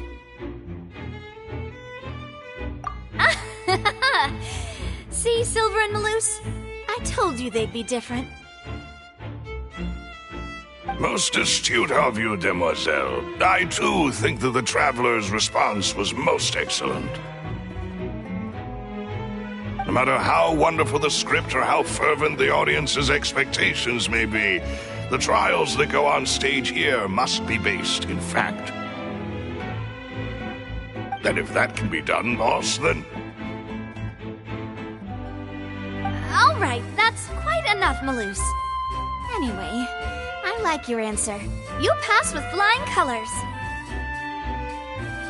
Now, I need to make some preparations, following which our joint investigation shall commence.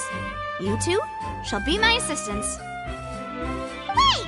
Since when did we become assistants? Oh, well, I can be the assistant. Sure. Or your companion, if you like. I'm really not that fussy. That's more like it. Far be it from me to brag, but I believe that Demoiselle's intuition will be instrumental in uncovering the truth. You wish to save a friend from false accusations, and we wish to unravel the disappearances. In this sense, our goals are aligned. You have a point. You're quite the talker, aren't you, mister? And what about you over there? What do you think? You seem like you've got something on your mind. I have nothing to add. Oh, alrighty then. We'll be making some preparations first. Just be sure to let us know if they start revealing Lenny's tricks. Thanks!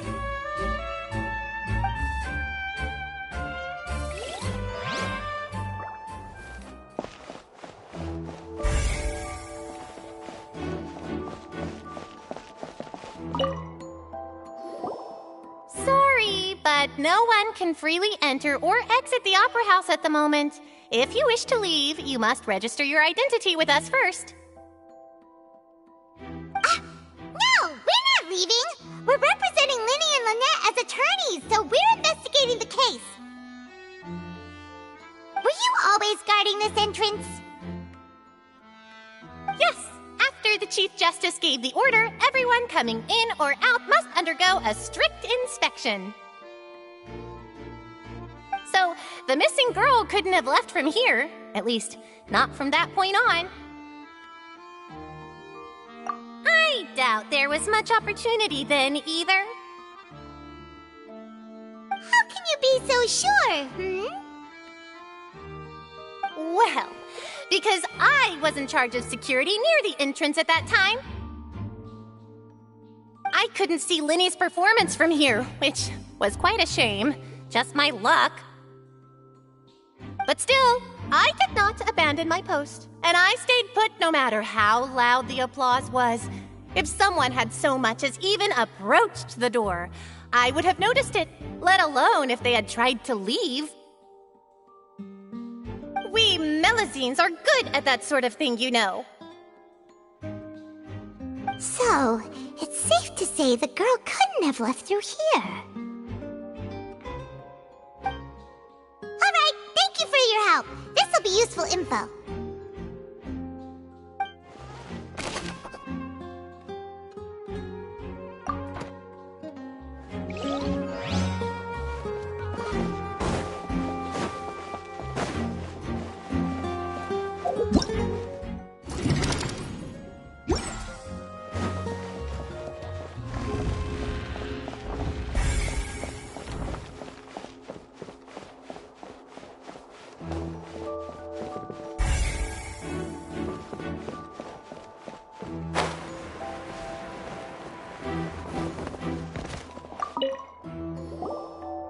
I see that you're investigating the area.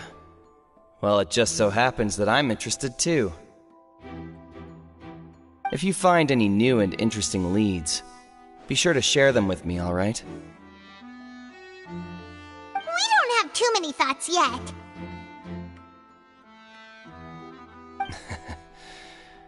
Then why don't I tell you my hypothesis first?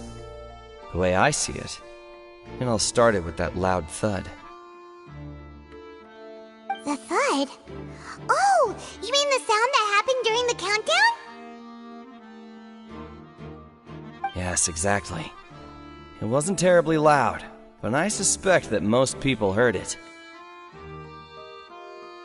It's just that everyone was awaiting the results of Linny's trick with bated breath, so no one paid it much mind. But now that the incident has happened, the thud has become an important clue. That makes sense. So, what do you make of it? I'm of the opinion that it may have been the sound of Linny's accomplice. Lynette, perhaps. Jumping atop the water tank, or something like that. And when the pyrotechnics went off, she cut the rope, sending the water tank crashing down. But wasn't the noise we heard too loud for that? Perhaps the balance wasn't right, leading to a particularly rough landing. Oh, that's true. I suppose I must reconsider. That does remind Paimon, though. What was with that sound?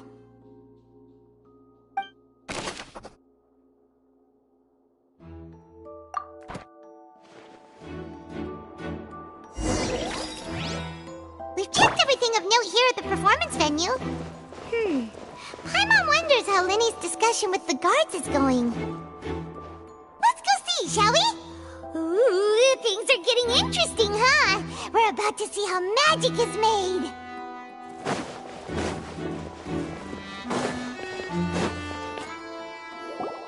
Understood. Then I will be going with you. Just so you're aware, I will be monitoring your actions and making notes as necessary. Very good. Thanks for being so agreeable. I'd pull a rose out of my hat as a gift for you if I could. You may spare the pleasantries. I'm just doing my job.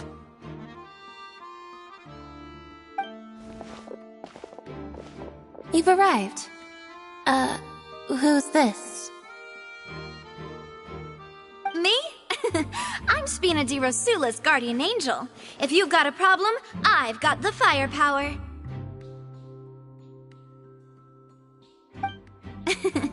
Sorry, I got a little carried away there. Call me Navia. I'm a partner of theirs, and will be helping investigate this whole situation. And these are my companions. Would you mind if they join as well? Fine by me. Oh, new helpers? I would be most grateful. Well, let's just say we're tagging along. It's not every day you get to see the secrets behind magic performed on such a large scale. I appreciate your kind interest. Come with me. We'll be heading below stage.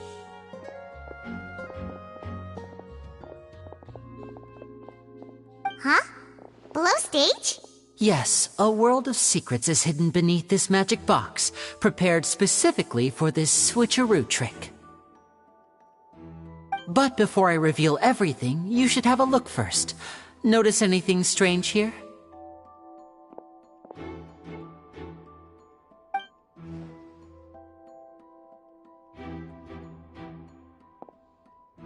I'm not trying to be dramatic. Remembering the details of a trick will help you understand the methods used to perform it more easily.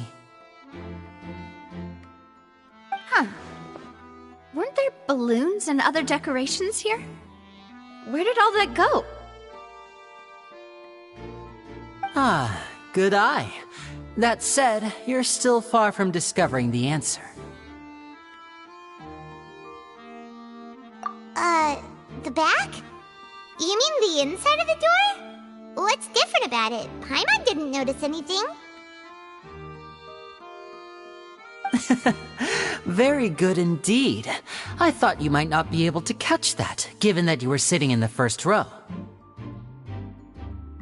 The back of this door was patterned. Those patterns are now gone, replaced by a smooth wooden board. So, if you put 2 and 2 together, what do you get? Exactly. All right, let's go. I'll tell you how it works as we head down.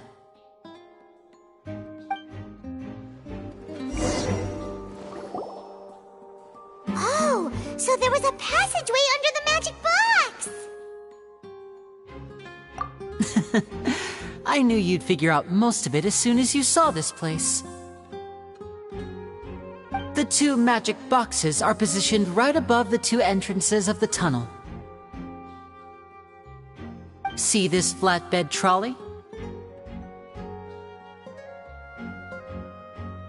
The box with the lucky audience member in it would be shuttled over to the other side using the trolley.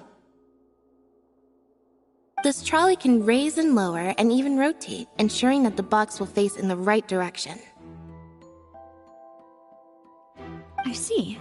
So that's the purpose of the box inside another box. Precisely. The inner box would descend after the audience member was put inside and be moved along the trolley, all while the outer box would remain on stage as if nothing had ever changed. So that's how you did it! Once the box was lowered, the trolley would store some energy through this device here, with which it would complete the rest of the steps. The audience member would only be able to feel some slight movements in the dark, and by the time she walked out, she would already be back on stage. Right! You were talking that whole time, and you even came out for a moment near the end! Ah, yes. A phonograph operated by Lynette was used to achieve that effect. My assistant and I had already scripted our conversation beforehand. When the countdown began, I had already gone to the opposite box via a tunnel using that ladder. And what about Lynette? Where was she? I was in the mezzanine space in the back of the box. Oh, interesting! That's how we were able to coordinate Linny's lines with the assistant. And, by the way, I was the one who walked out of the box at the end. I mean, we are twins. All it takes is a change of clothes and no one can tell who's who. And that's my favorite part of this trick. Only Lynette and I can perform it. So that's how it all worked! Wow! Every detail you revealed was more amazing than the last! Lynette would briefly walk out of the box and then go back in, jumping into the tunnel and escaping before the box on the trolley could finish ascending. And then I walk out of the other box in the audience area, and the trick would be complete. The operative word here being would. But as you saw, Cal was in the box, not our audience member. She, on the other hand, mysteriously vanished. We really don't know how that happened. If not for that interlude, this would have been an astonishing trick. I probably never would have figured out how you pulled it off. And yet, to think that someone was able to use this magic trick to commit a crime. Could we have a look around? I think we can come up with some more leads. This is the scene of the crime, so Linny and Lynette are not permitted to stay here. I'll escort them back up. Yes, of course. No need to be so strict now. I won't disappear into thin air, you know. Thanks, everyone. We're counting on you.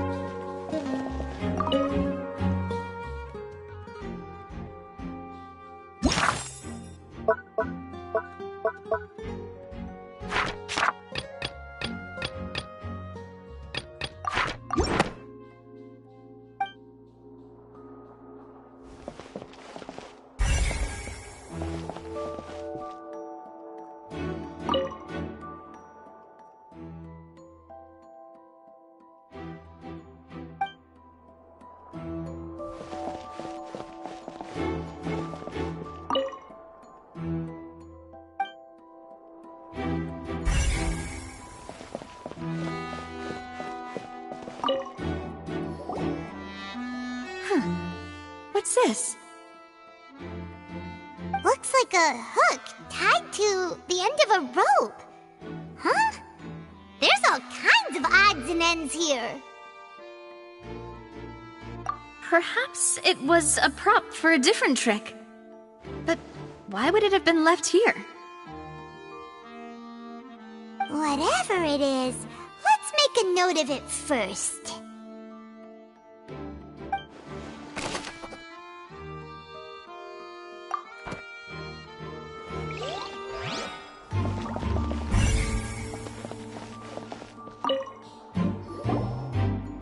The floor is wet. Please be careful not to slip.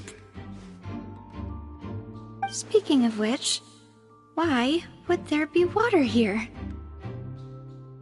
Oh, Paimon knows! It's one of those tricks where you pour water into a jug and then flip the jug over only for the water to disappear. And here's a broken vase. Huh. Did the trolley knock it down while moving? That can't be. The trolley moves along tracks from start to finish. It couldn't have hit the vase at this distance. Let's note this down too and think about it later.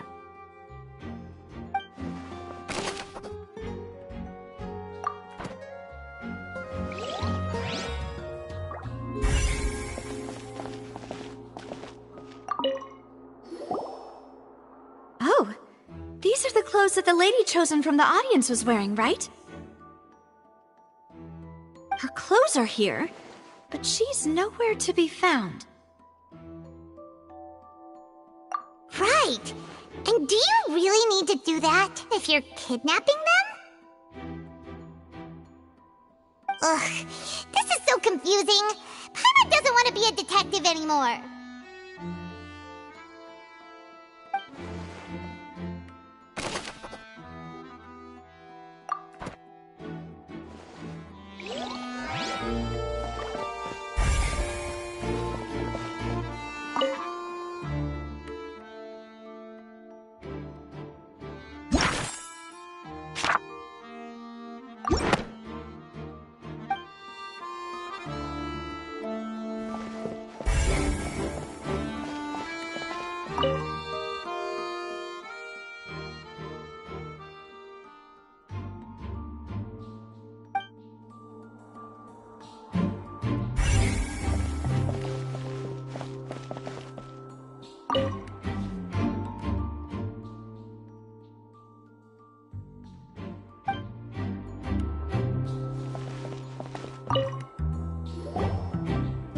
What is this place?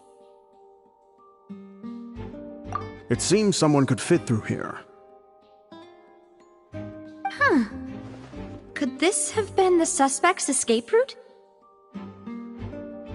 Alone, perhaps.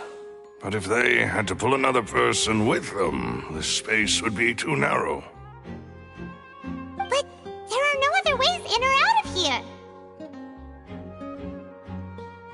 Oh, you're right! Let Paimon write that down.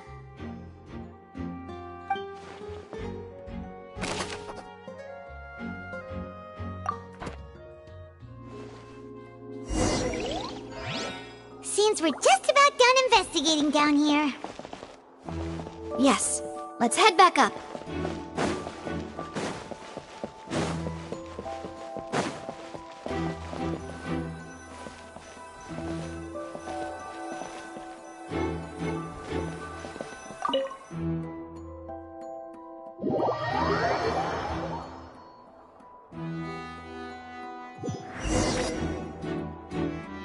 Well, we've ascertained the state of the crime scene. Let's find a place to sort out our findings once Malus returns. It seems to me that there are several things that don't add up here. Apologies for the wait, demoiselle. So, what did the guards say? Did the criminal escape through the vent? They believe the odds of that are very low, since the vent leads to the Opera House's basement. The guards have checked the area carefully. No one left through the basement during the performance or after the incident, and no one was found hiding there. So the tunnels become like a secret chamber then! You know, like the kind you usually see in novels! The plot thickens. Halsey's disappearance and Cowell's death are both quite inexplicable. No wonder Farina was so confident in her accusation. All the current evidence points toward Linny and Lynette. In other words, the charges are very likely to be upheld unless we make some considerable progress. Charges and then trial. So if the charges are upheld, they'll announce a sentence? That's right. This is how a trial goes in the Opera House. During the proceedings, the Chief Justice and the Oratrice will hear statements from both sides. That's right. This is how indemnitium is produced.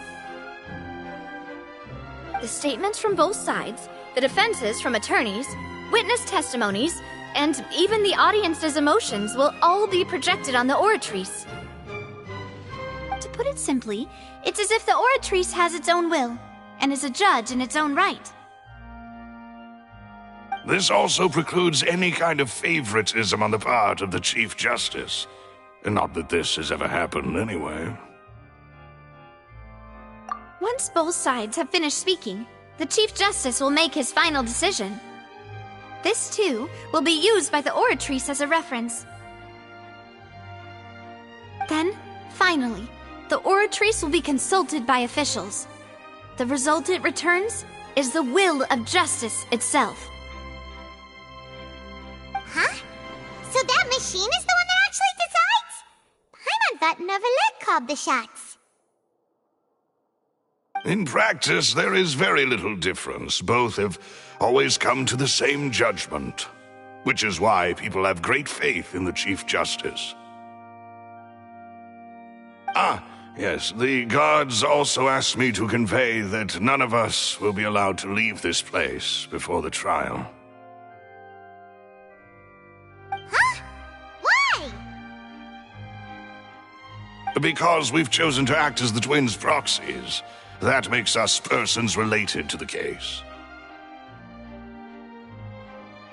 They're concerned that we might be colluding with outside parties, or that we might find outside help to disrupt the case.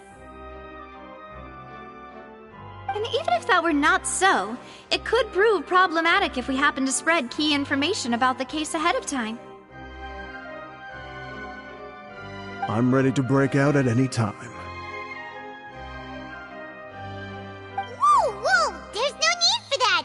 Paimon thinks they have a point. That said, are they providing food?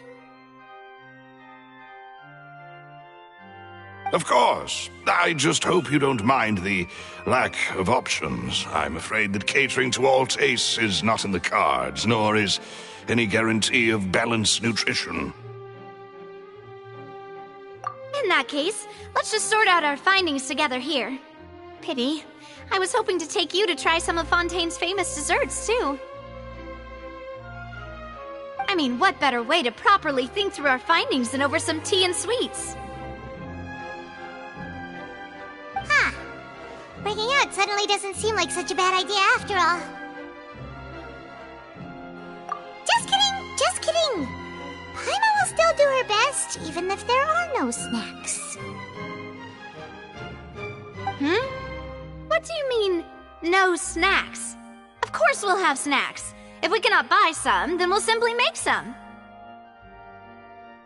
Huh? Here? But how? Understood, mademoiselle. Everyone, please come with me.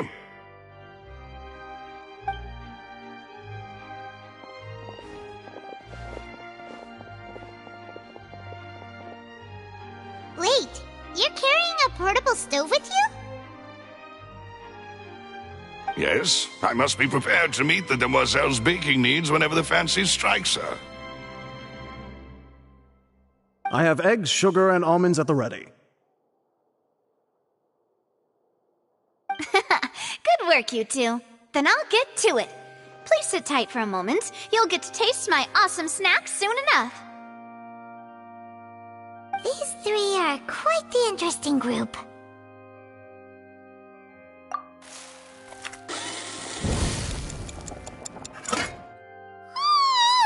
And Paimon thought it smelled good while it was still in the oven! Oh, it's even better now. Paimon can't stop drooling. From the way you had these two guys carrying all that stuff around, Paimon thought you'd have them do more during the baking process. But you ended up doing the entire thing by yourself! Beating the egg whites, grinding almonds, everything! I was applauding. And I was giving encouraging smiles. Paimon was just thinking, aren't you worried about getting your fancy dress dirty beating egg whites and baking like this? Well, I don't think it's carved in stone anywhere that fancy ladies can only read books, sip tea, ride horses, and play the piano. I just really enjoy making snacks. Don't underestimate beating egg whites, by the way. It's a real arm workout. You also need to beat them to just the right consistency, or your macarons will crack. Anyway, give these a try, fresh out of the oven. There's 3 for each of us. Only 3? Well, eating too many sweet treats might send all that sugar to your head. You wouldn't be able to think clearly about the case on a sugar rush, would you? Tea is ready to be served as well. This is Demoiselle's favorite, strong black tea with a floral fragrance that clears the mind and lifts the spirit. No need for concern. I'm merely doing as I should.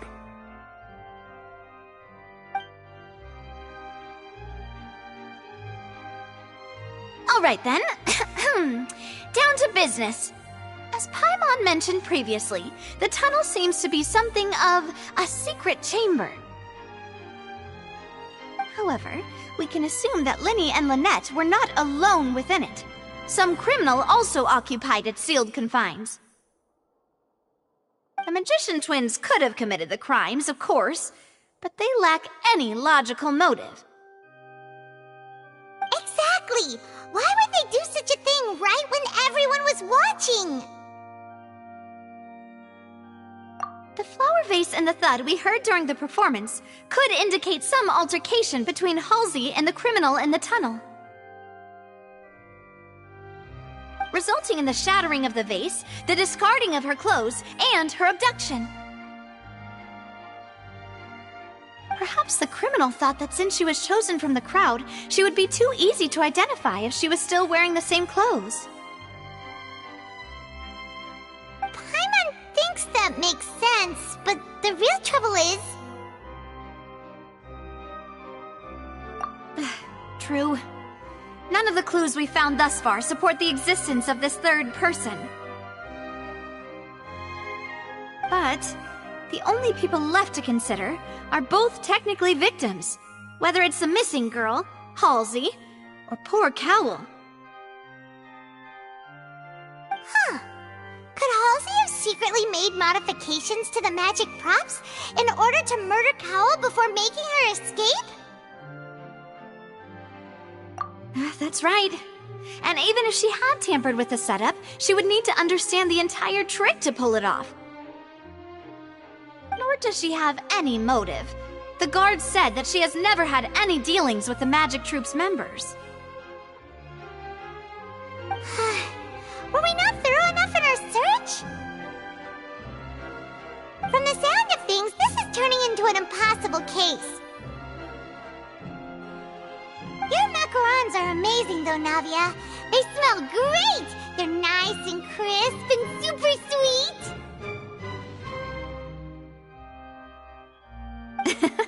They are my specialty after all. And I see you've already had 5 of them. What? 5? Oh, that can't be right. Paimon only counted 3, honest. Please don't worry about it. At my age, a few less sweets might actually be a good thing. No. Being greedy is one thing, but Paimon knows how to count. Besides, Paimon knows that if she ate too many, then others wouldn't have enough.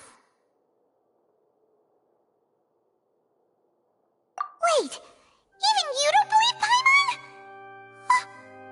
How could you? If Paimon ate those 2 extra macarons, then may they turn into stone in her stomach! All right, we get it. Well, I suppose one of us might have gotten too engrossed in our chat and eaten them by mistake. No big deal.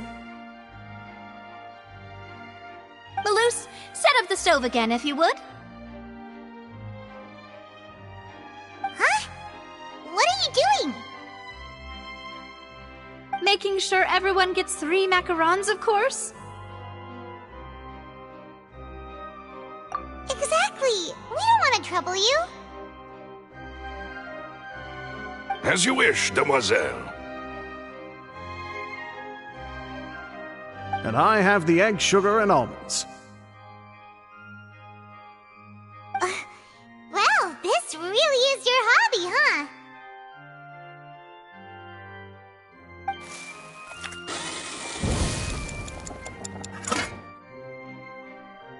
Well, that's it for snack time. I'm going to have another look around the area. I don't know what we're looking for yet, but we've still got some time. As attorneys, I suggest the 2 of you think the case over again. It would be awkward if you got all tongue-tied on stage during the trial. Alright, thanks for your help, and for the snacks. It was nothing. A small task for the Spina di Rosula. Silver, Maloose, it's time to go. I'll be back if I find anything new.